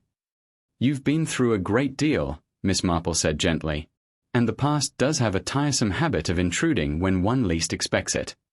Lady Denham's eyes flickered toward the fire. You mean the locket, don't you? Miss Marple said nothing, but her silence was answer enough. It was foolish of me, Lady Denham went on. That photograph should have been destroyed years ago. I thought it had been. Chapter 11. The Letter in the Ashes. From Miss Marple and the Hidden Door in the Manor. The fire in the drawing-room hearth burned low that evening, its soft glow flickering against the brass and wood of Elmsworth Manor. Rain pattered steadily against the windows, a constant, secretive whisper, and the great clock on the mantel marked each minute with solemn finality. Miss Marple sat quietly near the fire, her knitting resting on her lap, though she hadn't moved her needles for quite some time. Her gaze was turned toward the flames, but her thoughts were elsewhere, behind the walls of this house, behind the polite smiles and half-truths that filled it. Across from her sat Lady Denham, pale and weary, nursing a cup of tea she had barely touched. Inspector Graves had taken his leave earlier, after locking the east wing once more and instructing that no one, absolutely no one, is to enter until further notice. The house had returned to a strained sort of calm, though beneath it Miss Marple could feel the pulse of something unresolved. "You must forgive me, Miss Marple," Lady Denham said at last, her voice trembling faintly. "I'm not quite myself today." "You've been through a great deal," Miss Marple said gently. "And the past does have a tiresome habit of intruding when one least expects it." Lady Denham's eyes flickered toward the fire. "You mean the locket, don't you?" Miss Marple said nothing, but her silence was answer enough. "It was foolish of me," Lady Denham went on. "That photograph should have been destroyed years ago. I thought it had been. It's strange how certain things survive," Miss Marple said softly. "Letters, photographs, memories. They have a way of waiting for the right moment to be found." For a long moment, the only sound was the rain. Then Lady Denham sighed and leaned back. "His name was Arthur Penrose. I was 19, and my father disapproved of him, a poet, penniless, and full of dreams. When he left England, he wrote to me from France, letters I never answered. I married Andrew Denham instead. But one of those letters arrived after my marriage, a final one. I burned it." She stared into the flames. "At least, I thought I did." Miss Marple's eyes moved toward the fireplace, the same one that now burned quietly before them. "Do you recall where you burned it, Lady Denham?" "Right there, in that hearth. It must be 25 years ago." Miss Marple smiled faintly. "You'd be surprised how reluctant paper can be to vanish entirely." She rose from her chair with some effort and leaned forward, studying the ashes beneath the grate. The fire had burned down low enough to reveal faint fragments, blackened, brittle, yet oddly intact. Using the poker, she drew one toward her. A small corner of paper remained unburned, just enough to show a few faint lines, scorched but legible. "If you cannot tell him the truth, then it will destroy you both." Lady Denham gasped. "Oh, dear God. I take it," Miss Marple said quietly, "that your husband never knew?" Lady Denham shook her head. "Andrew would have forgiven me anything but deceit. And so I kept silent." Miss Marple nodded slowly. "Then it seems your secret, my dear, has found its own way out. Perhaps not by your hand, but through another's." There was a knock at the door, soft but insistent. It was Clara, the niece, her face pale and strained. "Aunt Eleanor, may I speak with you?" Lady Denham hesitated, then nodded. Clara stepped inside, glancing nervously at Miss Marple. "I didn't mean to eavesdrop, but I know about the letters. I found one in the old trunk weeks ago." Lady Denham stiffened. "You read it? Only enough to understand why you've been afraid." Clara's voice trembled. "But someone else knows." "I'm sure of it." Miss Marple's eyes narrowed slightly. "Someone else?" Clara nodded. "The gardener, Mr. Holt. He was the one who told me about the hidden door. Said he'd seen someone using it late at night. When I asked who, he just smiled and said, 'The dead don't walk unless someone calls them.'" The fire popped sharply, scattering a few sparks onto the rug. Miss Marple rose, her expression unreadable. "Then I think, my dear," she said calmly, "it's time we asked Mr. Holt what voices he's been hearing and whose secrets he's been keeping." Outside, the rain fell harder, and somewhere in the east wing, behind its locked door, a faint echo sounded like a latch lifting, then falling again. Miss Marple turned toward the sound. "You see," she murmured, "some ghosts don't need to be seen to make themselves known." Chapter 12. The Gardener's Secret. From Miss Marple and the Hidden Door in the Manor. The next morning dawned damp and uneasy, the kind of English morning where fog hung thick over the hedgerows and the air carried a scent of wet soil and decay. The rain had stopped, but puddles still glimmered like bits of broken glass along the drive of Elmsworth Manor. Miss Marple, wrapped in a grey shawl, took her morning walk as usual, though anyone watching her might have noticed that her steps led not toward the gardens for pleasure, but toward the gardener's cottage tucked behind the greenhouse. The cottage was small, built of old stone, its roof green with moss. A faint trail of smoke curled from the chimney, and the sound of clinking metal came from inside. Miss Marple paused at the door, tapped gently, and waited. It was Mr. Holt who opened it, a tall, spare man with hard lines about his mouth and eyes the color of wet gravel. He blinked in surprise to see her, then gave a stiff nod. Morning, bit early for visitors. Oh, I do apologize, Miss Marple said pleasantly. I hope I'm not intruding. Lady Denham mentioned you've worked here for, how long now? 32 years come Michaelmas, he said, pride and weariness mixed in his tone. Then you must know this house better than anyone alive, Miss Marple said, stepping lightly inside without waiting for an invitation. I've been quite curious about the East Wing, so many stories about it. Holt hesitated, closing the door behind her. Old houses have old tales, Best not to stir them. Miss Marple smiled mildly. Oh, I do agree. Though sometimes, you know, the truth is far less frightening than the stories we invent to hide it. He looked at her sharply. You've been talking to the young miss, haven't you? Clara. Why, yes. She mentioned you'd spoken of voices, was it? The dead being called. Holt's hands tightened on his mug. Words out of turn, best forgotten. Miss Marple's gaze drifted around the room, to the muddy boots by the hearth, the tools leaned carefully against the wall, and, on a small wooden table, a bundle of letters tied neatly with twine. Her expression softened. I do hope you'll forgive an old lady's curiosity, Mr. Holt, but I've found that secrets, like weeds, grow worse when left untended. He stared at her for a long moment, then exhaled slowly. You're not the sort that scares easy, are you? Not since I learned that people, not ghosts, are the ones who do the real haunting. Holt sat down heavily. Right, then. You'll have it straight. I've seen things in that East Wing, not spirits, but someone moving about after dark. First thought it was the mistress, restless maybe, but she don't go near that place. Then I saw another shadow, a man's. Tall, thin. Been slipping through that hidden door for weeks. And you said nothing to the inspector? No proof. Only footprints in the soil by the east wall. Thought I'd keep my mouth shut, till I found this. He reached into a drawer and pulled out a crumpled, soot-stained envelope. It was half-burned, the writing barely visible, but Miss Marple could make out the words. If you open that door again, there'll be no turning back. The postmark was faded, nearly 20 years old. Where did you find it? She asked softly. Behind the old tool chest in the greenhouse, Holt said. It weren't there last month. Someone must have put it there lately. Miss Marple turned the envelope in her gloved hand, studying it. The paper was brittle, but the ink, faintly smudged, bore a distinctive flourish. She had seen handwriting like that before, though she couldn't yet recall where. You've done well to keep this safe, she said. Would you mind terribly if I showed it to the inspector? If you think it'll help, Holt muttered. But mind you, whatever's behind that door, it's not done. Not yet. She thanked him kindly and took her leave, the letter tucked neatly into her bag. Outside, the fog had thickened, softening the outline of the manor in the distance.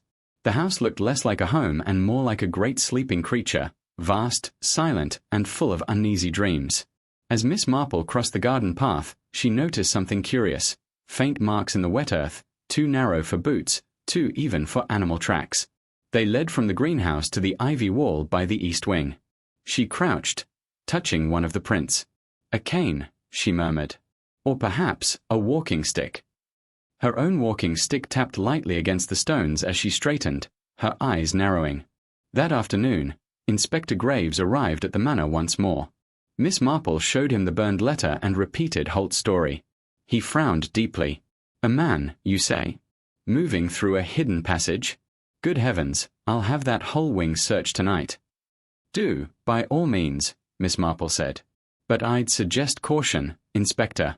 Whoever has been using that passage isn't simply hiding, they're waiting for something. Or someone. You think it's connected to the murder? Miss Marple's expression was thoughtful. I think it's connected to all of it, the past, the letters, perhaps even Lady Denham's fear. The truth, I suspect, has been creeping about this house for quite some time, only now it's decided to show itself. That evening, as dusk fell and lamps were lit one by one, a shout echoed suddenly from outside. The gardener's boy came running up the path, breathless. Inspector. Miss Marple. There's someone in the east wing. Within minutes, Graves and his men were rushing toward the manor, lanterns flaring in the mist. Miss Marple followed more slowly, her eyes calm but intent. From within the east wing came a crash, the sound of something heavy falling, followed by silence. And then, from deep inside the house, a low creak, like a door swinging shut. Chapter 13. The Man Behind the Door. From Miss Marple and the Hidden Door in the Manor. The echo of the crash seemed to linger long after the sound itself had died. Elmsworth Manor, vast and shadowed beneath the heavy sky, stood like a monument to unease. The east wing, silent for years, was suddenly alive again, with footsteps, shouted orders, and the harsh glimmer of lantern light cutting through the dark. Miss Marple followed at her own pace, her shawl pulled tightly about her shoulders. The rain had started again, fine, needling rain that caught the light as she climbed the front steps. Inspector Graves was already inside, his men fanning out across the corridor. "We've got movement up there," one constable called. "Something behind the old tapestry." Graves strode forward, revolver drawn, but Miss Marple's calm voice halted him. "Gently, Inspector. If the door has been used for years without notice, it's more likely to lead to secrets than danger." Graves snorted but slowed his pace. The tapestry at the end of the gallery hung half loose now, its hunting scene swaying slightly from the draught of an open passage beyond. A faint light, candlelight, flickered deep within. "Lanterns up," Graves ordered. "Stay behind me, Miss Marple." "Oh, I assure you, Inspector, I've no desire to get in your way. I find that truth, when cornered, rarely requires chasing. It tends to surrender quite gracefully." They stepped through the passage. The air inside was thick and stale, the stone walls damp beneath the touch. The passage curved downward, leading to a small chamber, half cellar, half forgotten room. And there, seated on a wooden chair, his back against the wall, was a man. He looked up at the light, blinking like some creature dragged from shadow. His face was pale, gaunt, the beard patchy and unkempt. But his eyes, sharp, intelligent, and frightened, darted from Graves to Miss Marple and back again.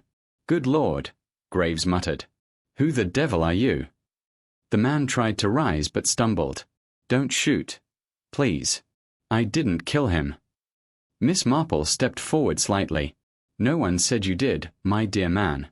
Though it would help matters if you told us who you are, and why you've chosen such peculiar lodgings." The stranger swallowed hard. "My name's James Denham." A shocked silence followed. Graves stared. "Denham? That's impossible. Sir Andrew's only nephew died in a fall years ago." "That's what they all think," the man said bitterly. "But I didn't die. I was sent away, disowned, quietly buried in name, to protect the family from scandal."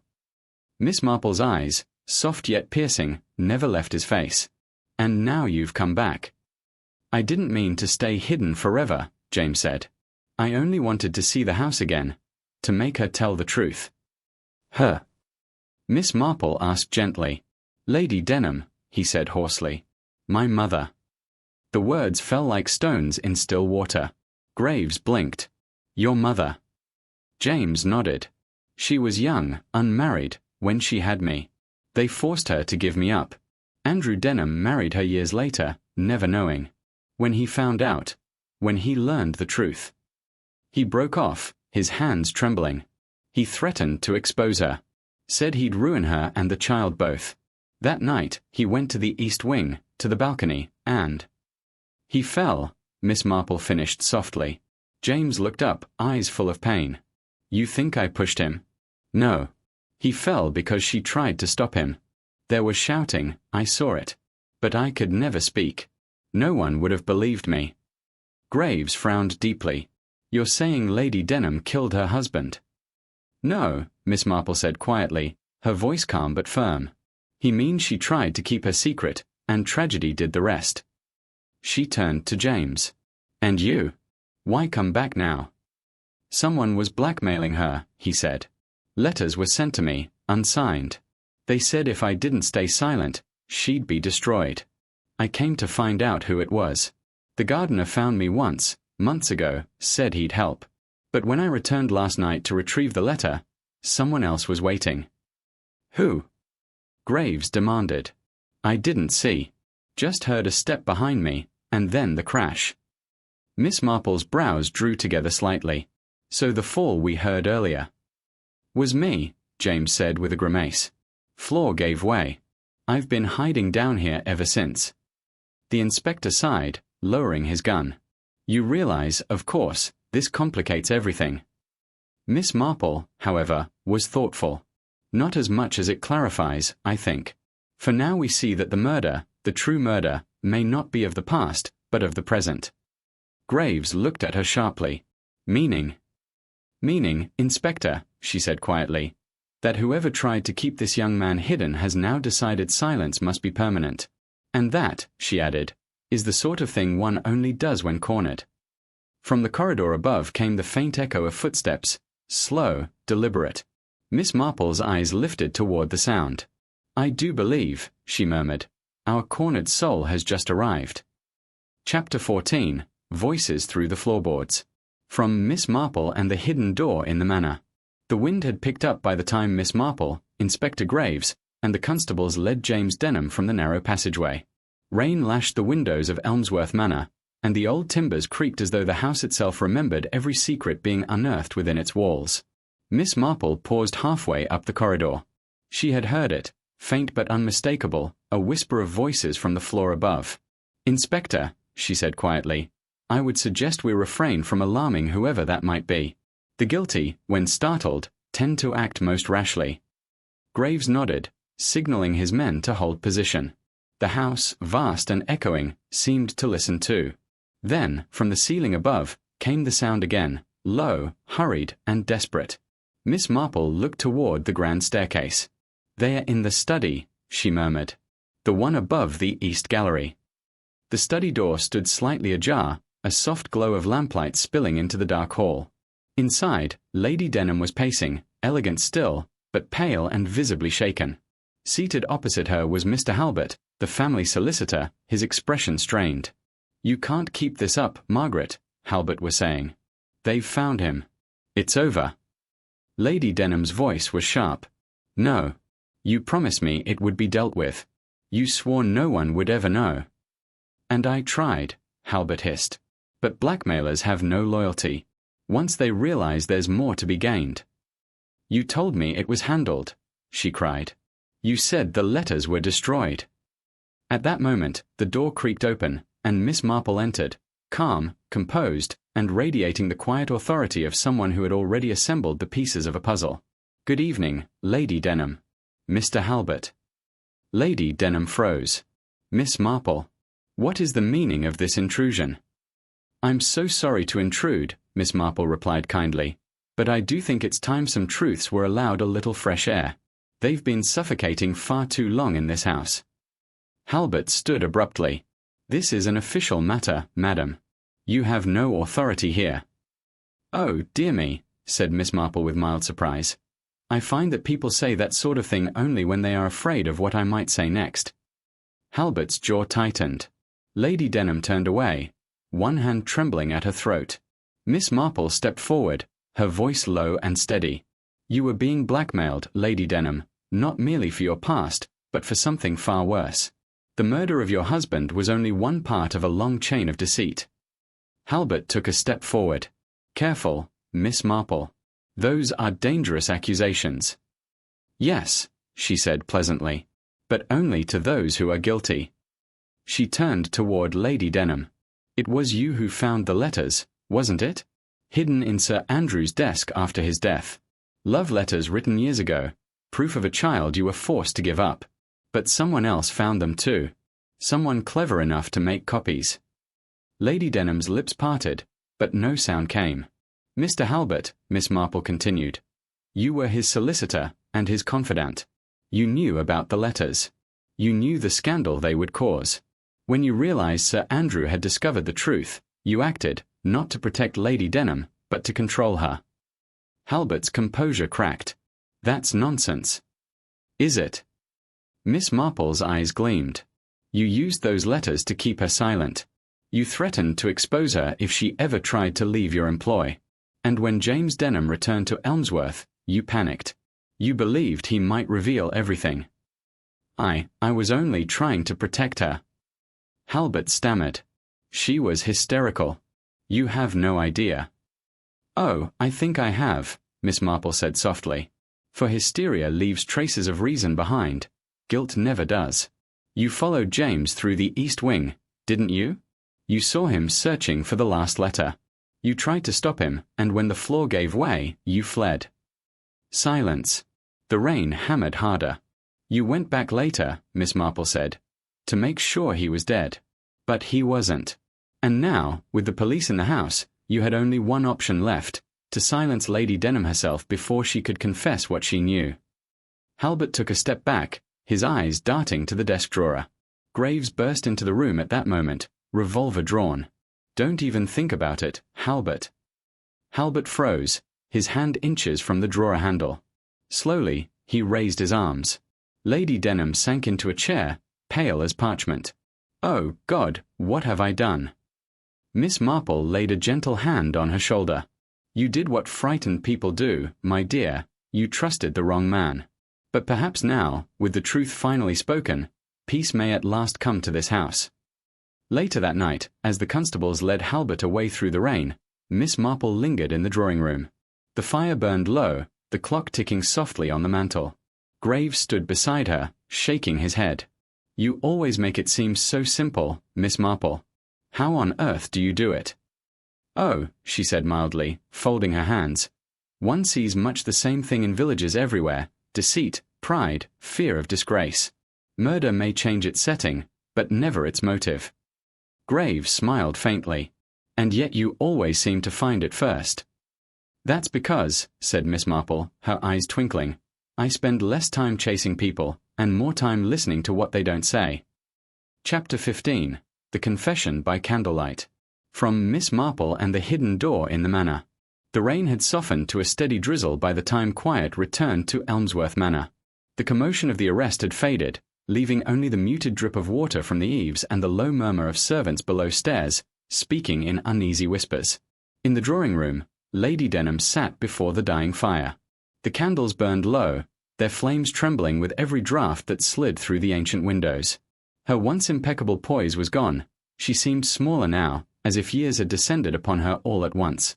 Miss Marple, seated opposite her, poured tea into 2 cups, though neither of them truly wanted it. Inspector Graves stood near the door, notebook in hand but with a gentleness uncharacteristic of him. You needn't be afraid, Lady Denham, Miss Marple said quietly. Truth, once spoken, tends to lose its sting. Lady Denham gave a weak, bitter smile. Truth has never been kind to me, Miss Marple. I built an entire life upon hiding from it.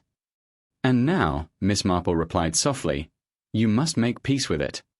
There was a long pause. The fire crackled faintly. Outside, an owl called through the damp night. Then Lady Denham began to speak. I was 17 when I met Andrew Denham, she said, her voice far away. He was 30, handsome, charming, everything a young girl might imagine in her foolish dreams. My father forbade it, of course. He said no good would come of it. She swallowed hard. He was right. Andrew used me, promised marriage, then left. I found myself with child, terrified, alone. My parents sent me away to an aunt in the north. The baby, my son, was taken from me the moment he was born. I was told he had died. Her hands trembled on her lap. I never stopped hearing his cry. Miss Marple's gaze softened. And years later, you married Sir Andrew. Yes, Lady Denham whispered. By then he was widowed, respectable, wealthy. He didn't remember me, or perhaps pretended not to. But I remembered him. Oh, how I remembered. I thought marriage would heal the wound. Instead, it deepened it. She drew in a long, shaking breath. Then one day, a letter came from James. He said he'd discovered who his mother was. He didn't ask for money. He only wanted to meet me. Tears slid down her face. I met him secretly, here at the manor. The moment I saw him, I knew. My own eyes, my father's hands. But Andrew found the letter, and all hell broke loose. That night, Miss Marple said gently, your husband went to the East Wing. Lady Denham nodded, her voice breaking. He threatened to expose everything. Said I'd ruined his name. He tried to throw me out. I followed him to the balcony, I only wanted him to listen. He pushed me away, shouted that he'd have me disgraced. Then he lost his footing. I swear to you, I didn't touch him. But when he fell, I thought. Her breath hitched. I thought it was punishment. For lying. For sinning. For living. Inspector Graves's pen scratched across the page, but his voice was gentle. And Halbert? He found out, Lady Denham said dully. He told me he could make the matter disappear, if I trusted him. I did. He destroyed the inquest notes, paid off the coroner. I thought it was kindness. I didn't see the chains he was forging. Miss Marple leaned forward, her voice soft but firm. And the blackmail began. Yes, she whispered. First it was money. Then it was silence. He said James must never return, that if he did, he'd expose us both. When the letters came again, I knew it was Halbert, but I was too afraid to defy him. Every lie I'd told was a thread, and I was caught in the web. She pressed a trembling hand to her eyes. And now my son has seen me as I truly am, a coward. Miss Marple reached out and laid a hand upon hers. No, my dear. You were a mother, frightened, desperate, and human. There is no shame in that. Only in those who used your fear for gain. The clock chimed midnight. For a moment, no one spoke. Then Lady Denham straightened, her voice steadier. I will tell them everything, she said. The police, the magistrate, whoever they wish. I won't hide any more. Graves nodded, closing his notebook. That would be the wisest course. As he stepped out to summon a constable, Miss Marple rose and went to the window. The rain had stopped. A pale moon slipped through the clouds, glinting off the wet lawns and the dark hues beyond. Funny thing, truth, she murmured. It has a way of cleansing what deceit only stains. Lady Denham looked up. Do you believe there's forgiveness for such things, Miss Marple? Miss Marple turned, her eyes kind and full of quiet faith. Oh, yes. But forgiveness is like spring, it doesn't come when we demand it. It comes when the frost within us has melted enough to let it grow. Later, as she walked back to her lodgings in the village, Miss Marple passed the old bridge over the stream. The air was cold, sharp with the scent of wet earth. She paused for a moment, gazing at the reflection of the manor's windows flickering faintly in the water. So much sorrow in fine houses, she whispered. And yet it all begins, and ends, with something very small, a lie told out of fear. Then she drew her shawl tighter and continued home, her small figure vanishing into the mist that always seemed to linger after a storm. Chapter 16. The Letter in the Ashes. From Miss Marple and the Hidden Door in the Manor. The next morning dawned grey and cold over Elmsworth village. A thin veil of mist clung to the churchyard and drifted across the cobblestone lanes. The storm of the night before had passed, but the air felt strangely heavy, as though the house itself, Elmsworth Manor, still brooded over all that had been revealed within its walls. Miss Marple, after a modest breakfast and a quiet word with her landlady, set out toward the manor once more. She carried her small knitted handbag and wore her usual air of mild distraction, though anyone who knew her well would have recognized the glint of purpose in her eyes. Inside the manor, Inspector Graves was already at work. The servants had been questioned, the grounds combed, and Halbert's personal effects catalogued. Yet something still nagged at him. "Morning, Miss Marple," he said, rubbing his temple as she entered. "You look as though you've come to trouble me with another revelation." "I shouldn't like to call it trouble," she replied cheerfully, "but I do believe there's a loose end that's been left untied, and loose ends, as you know, have a most inconvenient way of tightening themselves at the worst possible moment." Graves sighed. "And which end is that, precisely?" "The letters," Miss Marple said. "You found the copies Halbert used for blackmail, yes, but not the original. I dare say one still exists, the first letter Sir Andrew found, the one he used to confront his wife. I imagine he kept it close. Men of pride often do." Graves frowned. "We searched his desk, the study, even his safe." Miss Marple smiled faintly. "Oh, Inspector, men like Sir Andrew rarely keep their secrets where they're supposed to. They hide them where they can see them every day, disguised as something ordinary." Together they returned to the east wing, now brighter in the pale morning light. Dust hung in the air, disturbed by the flurry of police activity the night before. The old hearth in Sir Andrew's private study stood dark and cold, a faint scent of char still lingering from long ago. Miss Marple knelt delicately beside the fireplace. Her gloved fingers brushed the iron grate, then the ash beyond it. She paused. "There," she murmured. "Do you see, Inspector? The ashes aren't uniform. This layer is old, yes, but beneath it a fresher line of grey, still powdery. Someone burned something recently." Graves crouched beside her, eyebrows rising. "Halbert?" "No," Miss Marple said quietly.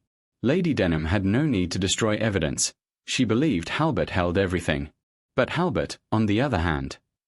She reached for the poker and stirred the ashes gently. A fragment of half-burned paper fluttered free, singed at the edges, its ink blurred but still faintly legible. "Good heavens," Graves muttered, as she carefully lifted it with her handkerchief. Across the fragile paper, 2 words remained clear: "My son." Miss Marple read the rest in silence, the letter written in a trembling but elegant hand. It was from Lady Denham, years ago, addressed to no one in particular, perhaps never sent. "If ever this should be found, let it be known that I have sinned not in wickedness but in weakness. My son, whom they told me was dead, lives, and in him I see both my greatest shame and my only redemption. Should Andrew ever learn of it, I beg forgiveness of heaven, for I shall not have it from man." Miss Marple folded the letter gently. "You see, Inspector, Halbert never meant to destroy it. He burned it only when he realized the game was lost, when he knew his words would soon mean nothing." Graves stared at the ashes. So even this poor letter was a pawn in his little war of control. "Yes," Miss Marple said softly. "And yet, even in ashes, truth speaks. She wrote this years before Sir Andrew's death, before the tragedy, before the deceit. There was remorse here, Inspector, not malice. That makes all the difference." Graves exhaled slowly. "You think the courts will see it that way?" "Perhaps not," she said gently. "But life has its own sort of justice, quieter, slower, and infinitely more patient." Later that afternoon, Lady Denham sat by the same hearth, gazing at the burnt remains Miss Marple had uncovered. The faint scent of smoke lingered in the air. "I remember writing it," she whispered. "I thought if I put my shame into words, I could bury it with the rest of my mistakes." Miss Marple placed a comforting hand on her arm. "And yet it seems the letter refused to die. Rather poetic, don't you think? Words written in repentance often outlive the fire meant to destroy them." Lady Denham smiled faintly, the first true smile since her confession. "Do you believe James will ever forgive me?" Miss Marple's eyes softened. "I believe he already has. A child seldom holds long resentment for the mother he never knew, only sadness for the time lost between them." Outside, the mist had begun to lift. Through the tall windows, the afternoon light broke weakly across the gardens, turning the wet ivy into threads of silver. "This house has held too many ghosts," Miss Marple said softly. "Perhaps now it may rest, and those within it may finally begin to live again." As Miss Marple left the manor, the sun finally broke through the clouds, scattering gold across the village lanes. The church bell tolled noon, steady and reassuring. She paused at the gate and looked back once more at Elmsworth Manor, grand, ancient, and at last silent. "Every secret," she murmured, "has its season. And when the time comes, even ashes can bloom." Then she turned, her small figure walking down the lane toward the village green, where a pot of tea and a quiet afternoon awaited her, until, of course, the next mystery chose to find her door. Chapter 17. Whispers at the Vicarage Tea. From Miss Marple and the Hidden Door in the Manor. The following Sunday arrived with deceptive gentleness, sunlight slanting through the trees, the faint toll of church bells, and the comforting smell of scones drifting from the vicarage kitchen. Elmsworth village, at least on the surface, seemed to have returned to its tranquil rhythm. But for Miss Marple, tranquility was rarely what it appeared. She had long ago learned that English villages, with their rose gardens and lace curtains, often hid their deepest unease beneath the sound of teacups clinking. And so, when Reverend Lionel Carter invited her for tea, Miss Marple accepted with her usual mild smile and a quiet sense of curiosity. The vicarage garden was charming, though a bit overgrown. Bees hummed lazily among the lavender, and the vicar's wife, Mrs. Agnes Carter, bustled cheerfully between the table and kitchen, her laughter a little too bright to be entirely natural. "You're looking quite well, Miss Marple," she said, pouring tea. "Though I imagine all that dreadful business up at the manor gave you a fright." "Oh, my dear," Miss Marple replied pleasantly, "one doesn't live as long as I have without learning that fright and curiosity often share the same seat at the table." The vicar chuckled. "Well put, Miss Marple. Though between ourselves, I can't say I was surprised. That house has seen tragedy before, years ago, you know, when young James Denham was said to have drowned." Miss Marple's knitting needles paused mid-stitch. "Oh, you recall it well, then?" "Vividly," said Reverend Carter. "I conducted the memorial myself, though no body was ever found. A dreadful business." Mrs. Carter nodded, setting down a plate of biscuits. "I remember the gossip. People said his mother was unwell at the time, that she left the village soon after. It all seemed so mysterious." "Yes," Miss Marple murmured. "Mystery has a way of remaining just beneath the surface, like a pebble in a stream, unseen until the current shifts." The vicar glanced at her curiously. "Do you think, Miss Marple, that justice has truly been done? I mean, now that the solicitor fellow's been taken away." "Justice," she said thoughtfully, "rarely arrives in full. It tends to leave a few corners unpolished, as though to remind us that truth is never as neat as we might wish." There was a small silence. Then Mrs. Carter said lightly, "Still, I suppose it's all over now. Poor Lady Denham. I can't imagine the shame. And that son of hers, living in secret all this time." Miss Marple looked up gently. "Indeed. And yet I've often thought that those who live near secrets sometimes carry heavier burdens than those who kept them." The remark landed softly, but its meaning lingered. Mrs. Carter's hand trembled slightly as she reached for her cup. "You mean the servants?" she said quickly. "Not necessarily," Miss Marple replied. "Sometimes, people overhear things without intending to. A word in confession, perhaps. A letter misdelivered. Or—" she looked mildly at Reverend Carter. "A document someone brings to the vicar for safekeeping." The vicar blinked. "Whatever do you mean, Miss Marple?" Her knitting resumed. "Only that I understand Sir Andrew had a great respect for the church, and often entrusted his most private papers to your care. There was talk once, I recall, of a sealed envelope left with you, for delivery in the event of his death." A long pause followed. The clock on the mantel ticked loudly. At last, Reverend Carter sighed. "You're quite right, Miss Marple. There was such an envelope. He brought it to me 2 days before his accident. Said it was not to be opened unless certain matters became public." "And did you open it, Reverend?" "No. It was addressed to Lady Denham. I delivered it the day after his fall." Miss Marple's eyes glinted. "How very proper of you. And yet, I can't help wondering, what if Lady Denham never received it?" Mrs. Carter's teacup clattered faintly against the saucer. The vicar turned to her. "My dear." She flushed, eyes darting toward Miss Marple. "It was a dreadful day," she said quickly. "The house was in chaos, people coming and going, servants whispering. I may have given it to Mr. Halbert instead. He said he would see to it." "Ah," Miss Marple said softly. "Yes. I rather thought so." The vicar stared. "But then that letter—" "Was never delivered," Miss Marple finished gently. "Which means Sir Andrew's final words to his wife were never read. And perhaps, just perhaps, they would have changed everything." Silence filled the garden again, heavy and sorrowful. A bee droned past, indifferent. Mrs. Carter's voice broke softly. "Do you think she'll ever know what it said?" "I suspect," Miss Marple replied, "that she will, for the truth, my dear, has a peculiar way of finding its rightful reader." That evening, Miss Marple returned to her cottage. She set her knitting aside and opened her small notebook, writing in her neat, looping hand. New thread, the vicar's letter, undelivered. If found, may explain Sir Andrew's final intentions. Possibility, he sought to make amends. She paused, tapped the pen against her chin, then added, "The dead do not always accuse, sometimes they simply wish to be understood." Closing the book, she smiled faintly. Another pot of tea was waiting, and the kettle was just beginning to hum. Chapter 18. The Sealed Envelope. From Miss Marple and the Hidden Door in the Manor. The next morning dawned cool and grey, with a low mist curling around Elmsworth Manor's iron gates. Miss Marple stood at her cottage window, watching the fog drift lazily across the garden, a faint smile on her face. Somewhere in that whiteness, the truth waited, quiet, misplaced, but not lost. She had spent half the night thinking about the vicar's confession. The undelivered envelope passed into the hands of Mr. Halbert, the late Sir Andrew's solicitor. A letter that was meant for Lady Denham, but never reached her. A letter that, perhaps, explained everything.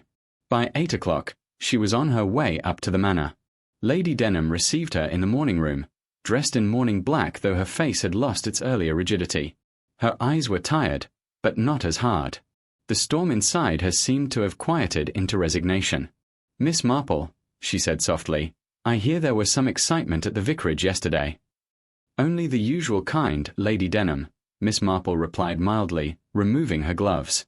"Though I believe it may concern you more than anyone." "Oh." "There was mention," said Miss Marple, "of a letter your late husband entrusted to Reverend Carter before his death. It appears it never reached you."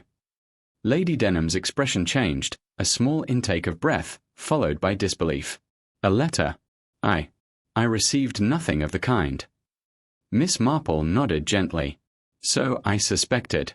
It may have been intercepted, most likely by Mr. Halbert." The mention of the solicitor's name brought a visible tremor to her hands. "That man," she whispered. "He handled all Andrew's affairs. I trusted him completely." "Yes," Miss Marple said. "And yet, he seems to have trusted no one. The letter may still be among his papers." Lady Denham's gaze steadied. "You think it holds the key to all of this?" "I think, my dear, that it may hold something even more valuable, the truth behind his death." By mid-morning, Miss Marple and Inspector Graves were standing inside the late solicitor's office, a dark-panelled room that smelled faintly of dust and polish. Files lined the shelves in immaculate order, but there was something cold about the place, as though its owner had been meticulous in everything except mercy. Graves, still skeptical but unable to disguise his respect for the old lady, looked over the stacks of labelled boxes. "We've already been through his safe, Miss Marple," he said. "Nothing out of the ordinary." "Perhaps," she replied, "because you were looking for money, not meaning." He raised an eyebrow. "Meaning?" "Yes," Miss Marple said. "Mr. Halbert was a clever man, but also vain. He liked puzzles, I think. Little tests of superiority. I doubt he destroyed the letter. He would have hidden it, somewhere he thought no one would look." She began to move slowly about the room, eyes taking in the smallest details: the half-burned candle on the desk, the untouched pen stand, the large portrait of Sir Andrew on the wall behind it.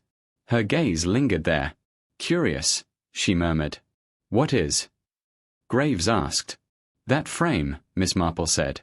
"It's slightly crooked, not from neglect, but from use." She stepped closer, running a gloved hand along the edge. Then, with surprising firmness for her age, she pressed gently on the lower corner.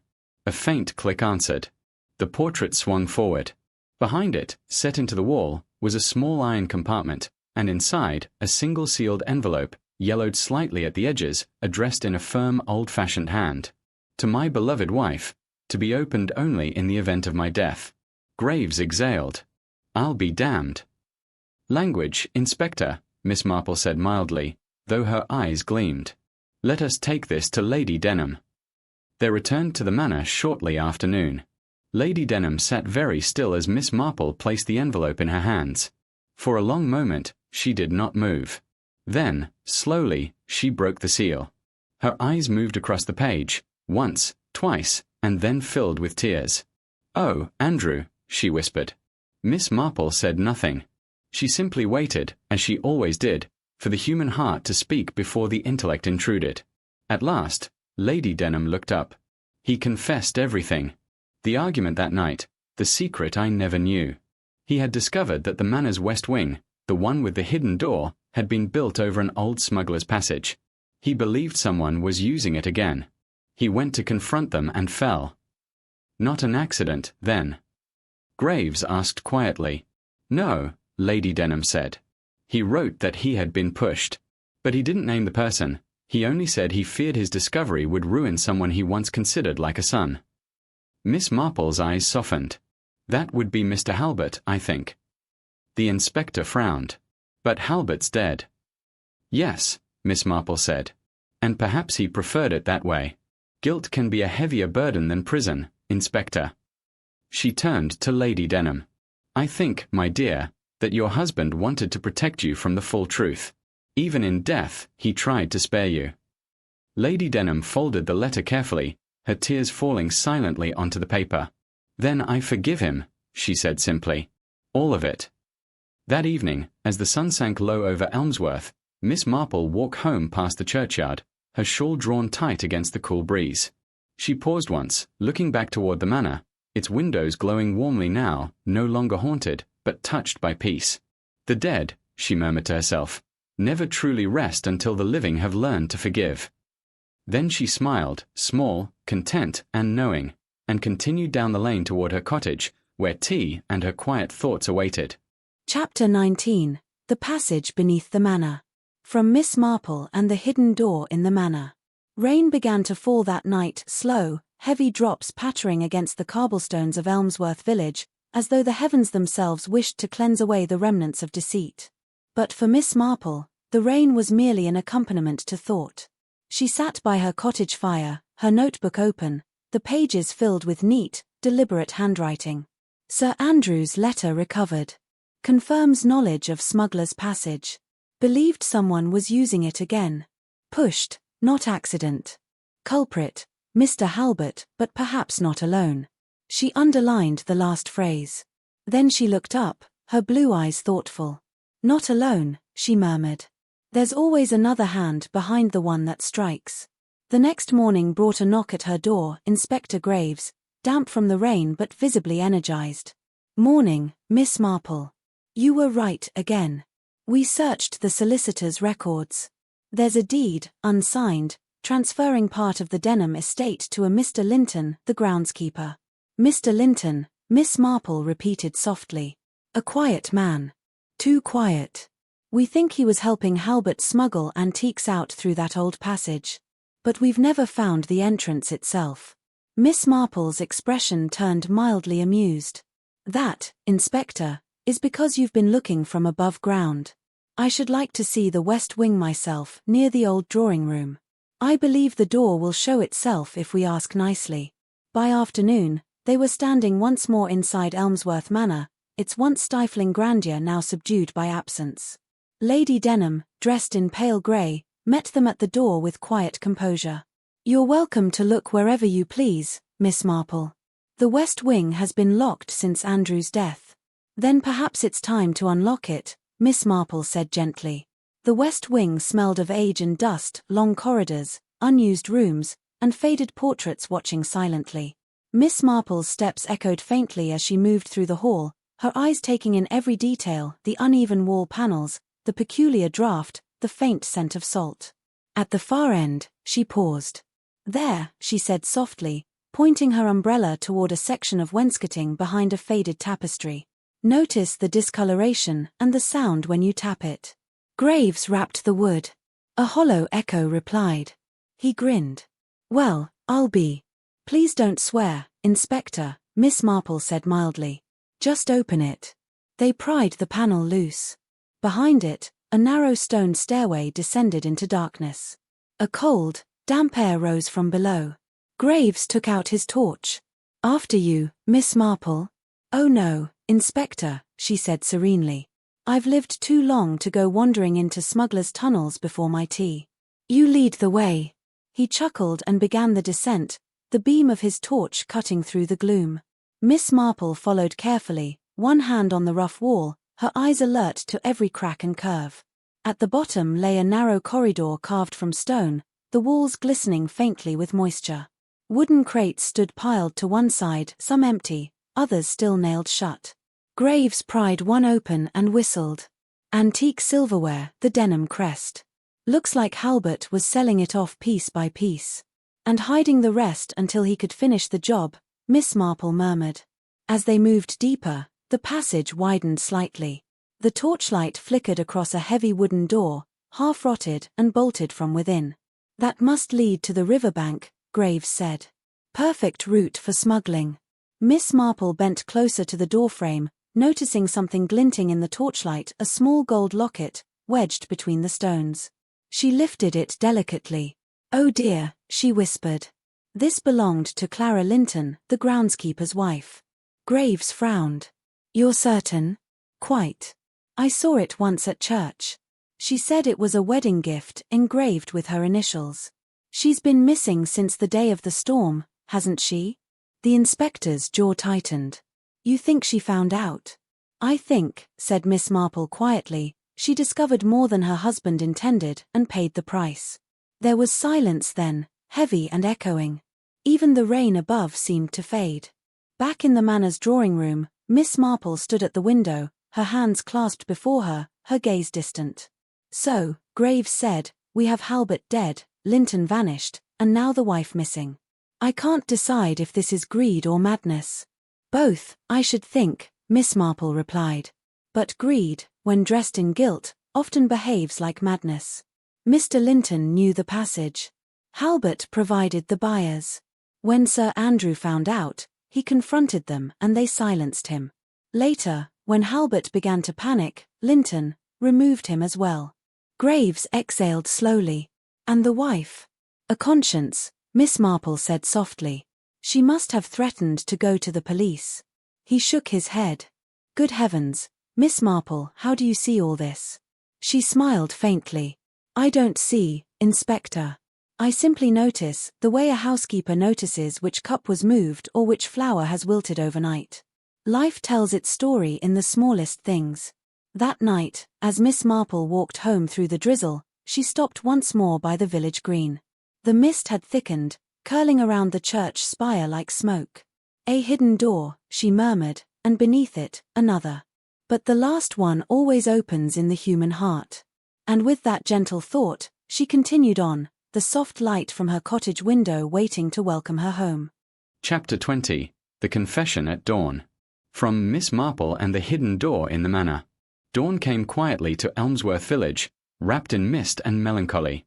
A thin ribbon of pale gold edged the horizon, yet the streets remained still, as if the village itself were holding its breath. Miss Marple had not slept. The discoveries of the night before, the smuggler's passage, the missing locket, the truth half buried in stone, had settled heavily upon her mind. She sat in her small kitchen, a cup of tea growing cold beside her, and listened to the ticking of the clock. Each sound was a reminder that time, though slow, always brings truth to the surface. And by morning, that truth was ready to speak. The knock came just after 6. It was Inspector Graves, his hat in his hand and reins still glistening on his coat. You were right again, Miss Marple, he said grimly. We found him. Mr. Linton. He nodded. Hiding in the old boathouse near the river bend. Looked half dead when we got there. I think is ready to talk. Miss Marple rose quietly, wrapping her shawl around her shoulders. Then, Inspector, I believe we ought to listen. The boathouse was a small, damp structure at the edge of the Denham estate, its roof sagging beneath years of neglect. Inside, the air was thick with the scent of riverweed and decay. On an upturned crate sat Thomas Linton, the once robust groundskeeper now pale and trembling, his eyes darting like a cornered animal's. His hands, rough and cracked, clutched his cap tightly, as though afraid it might betray him too. Inspector Graves stood near the doorway, but it was Miss Marple who moved forward first. Mr. Linton, she said gently, no one here wishes you harm. But the truth, I think, has waited long enough. He looked up, his lips quivering.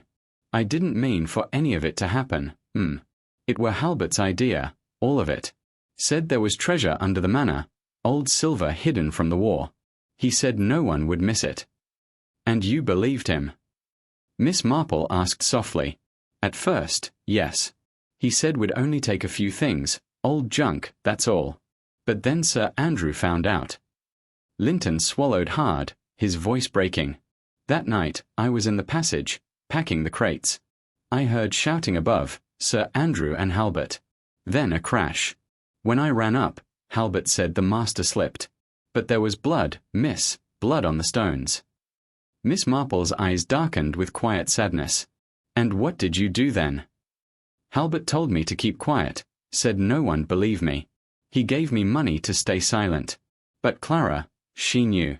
She found the ring he dropped, Sir Andrew's ring. She said she'd go to the police. He buried his face in his hands. I tried to stop her from leaving. She ran down to the river, It was storming that night, and she slipped. I swear it was an accident. A heavy silence filled the room. Graves stepped forward. And after that? I couldn't live with it, sir.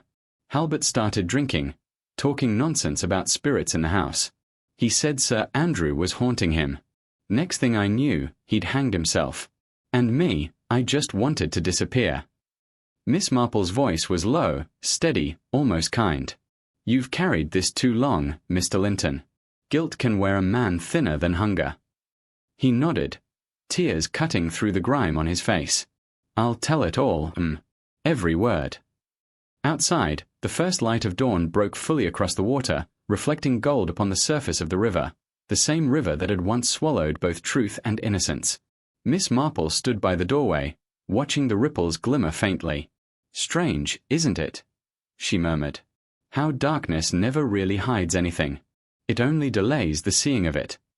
Graves exhaled beside her. You've done it again, Miss Marple. Without you, we'd never have found the passage or the man. Oh, Inspector, she said with her small, knowing smile. I did nothing. I only listened to what people didn't say. Later that morning, as the village began to stir, word of the confession spread quietly from cottage to cottage. By noon, it was all anyone spoke of, though in hushed tones, as if reluctant to disturb the fragile calm that had finally settled over Elmsworth. Lady Denham, upon hearing the full story, wept, not for her husband's death alone, but for the years of silence and deceit that had shadowed their home. She asked Miss Marple to visit that evening, and when the elderly sleuth arrived, Lady Denham pressed her hand gently. You've given me peace, Miss Marple. I can never thank you enough. Miss Marple smiled faintly. Peace is not something one gives, my dear. It's something one allows to return. That night, as the lamps flickered low across the village, Miss Marple sat once more by her window. The rain had stopped. The stars had come out, clear, patient, eternal. She opened her notebook for the last time that day and wrote, The truth, once found, rarely shouts. It sighs, and the world, at last, begins to breathe again. She closed the book, set down her pen, and allowed herself a small smile. The case was nearly over. One final thread remained, but Miss Marple knew that, by morning, even that would untangle itself in the quiet, inevitable way of things.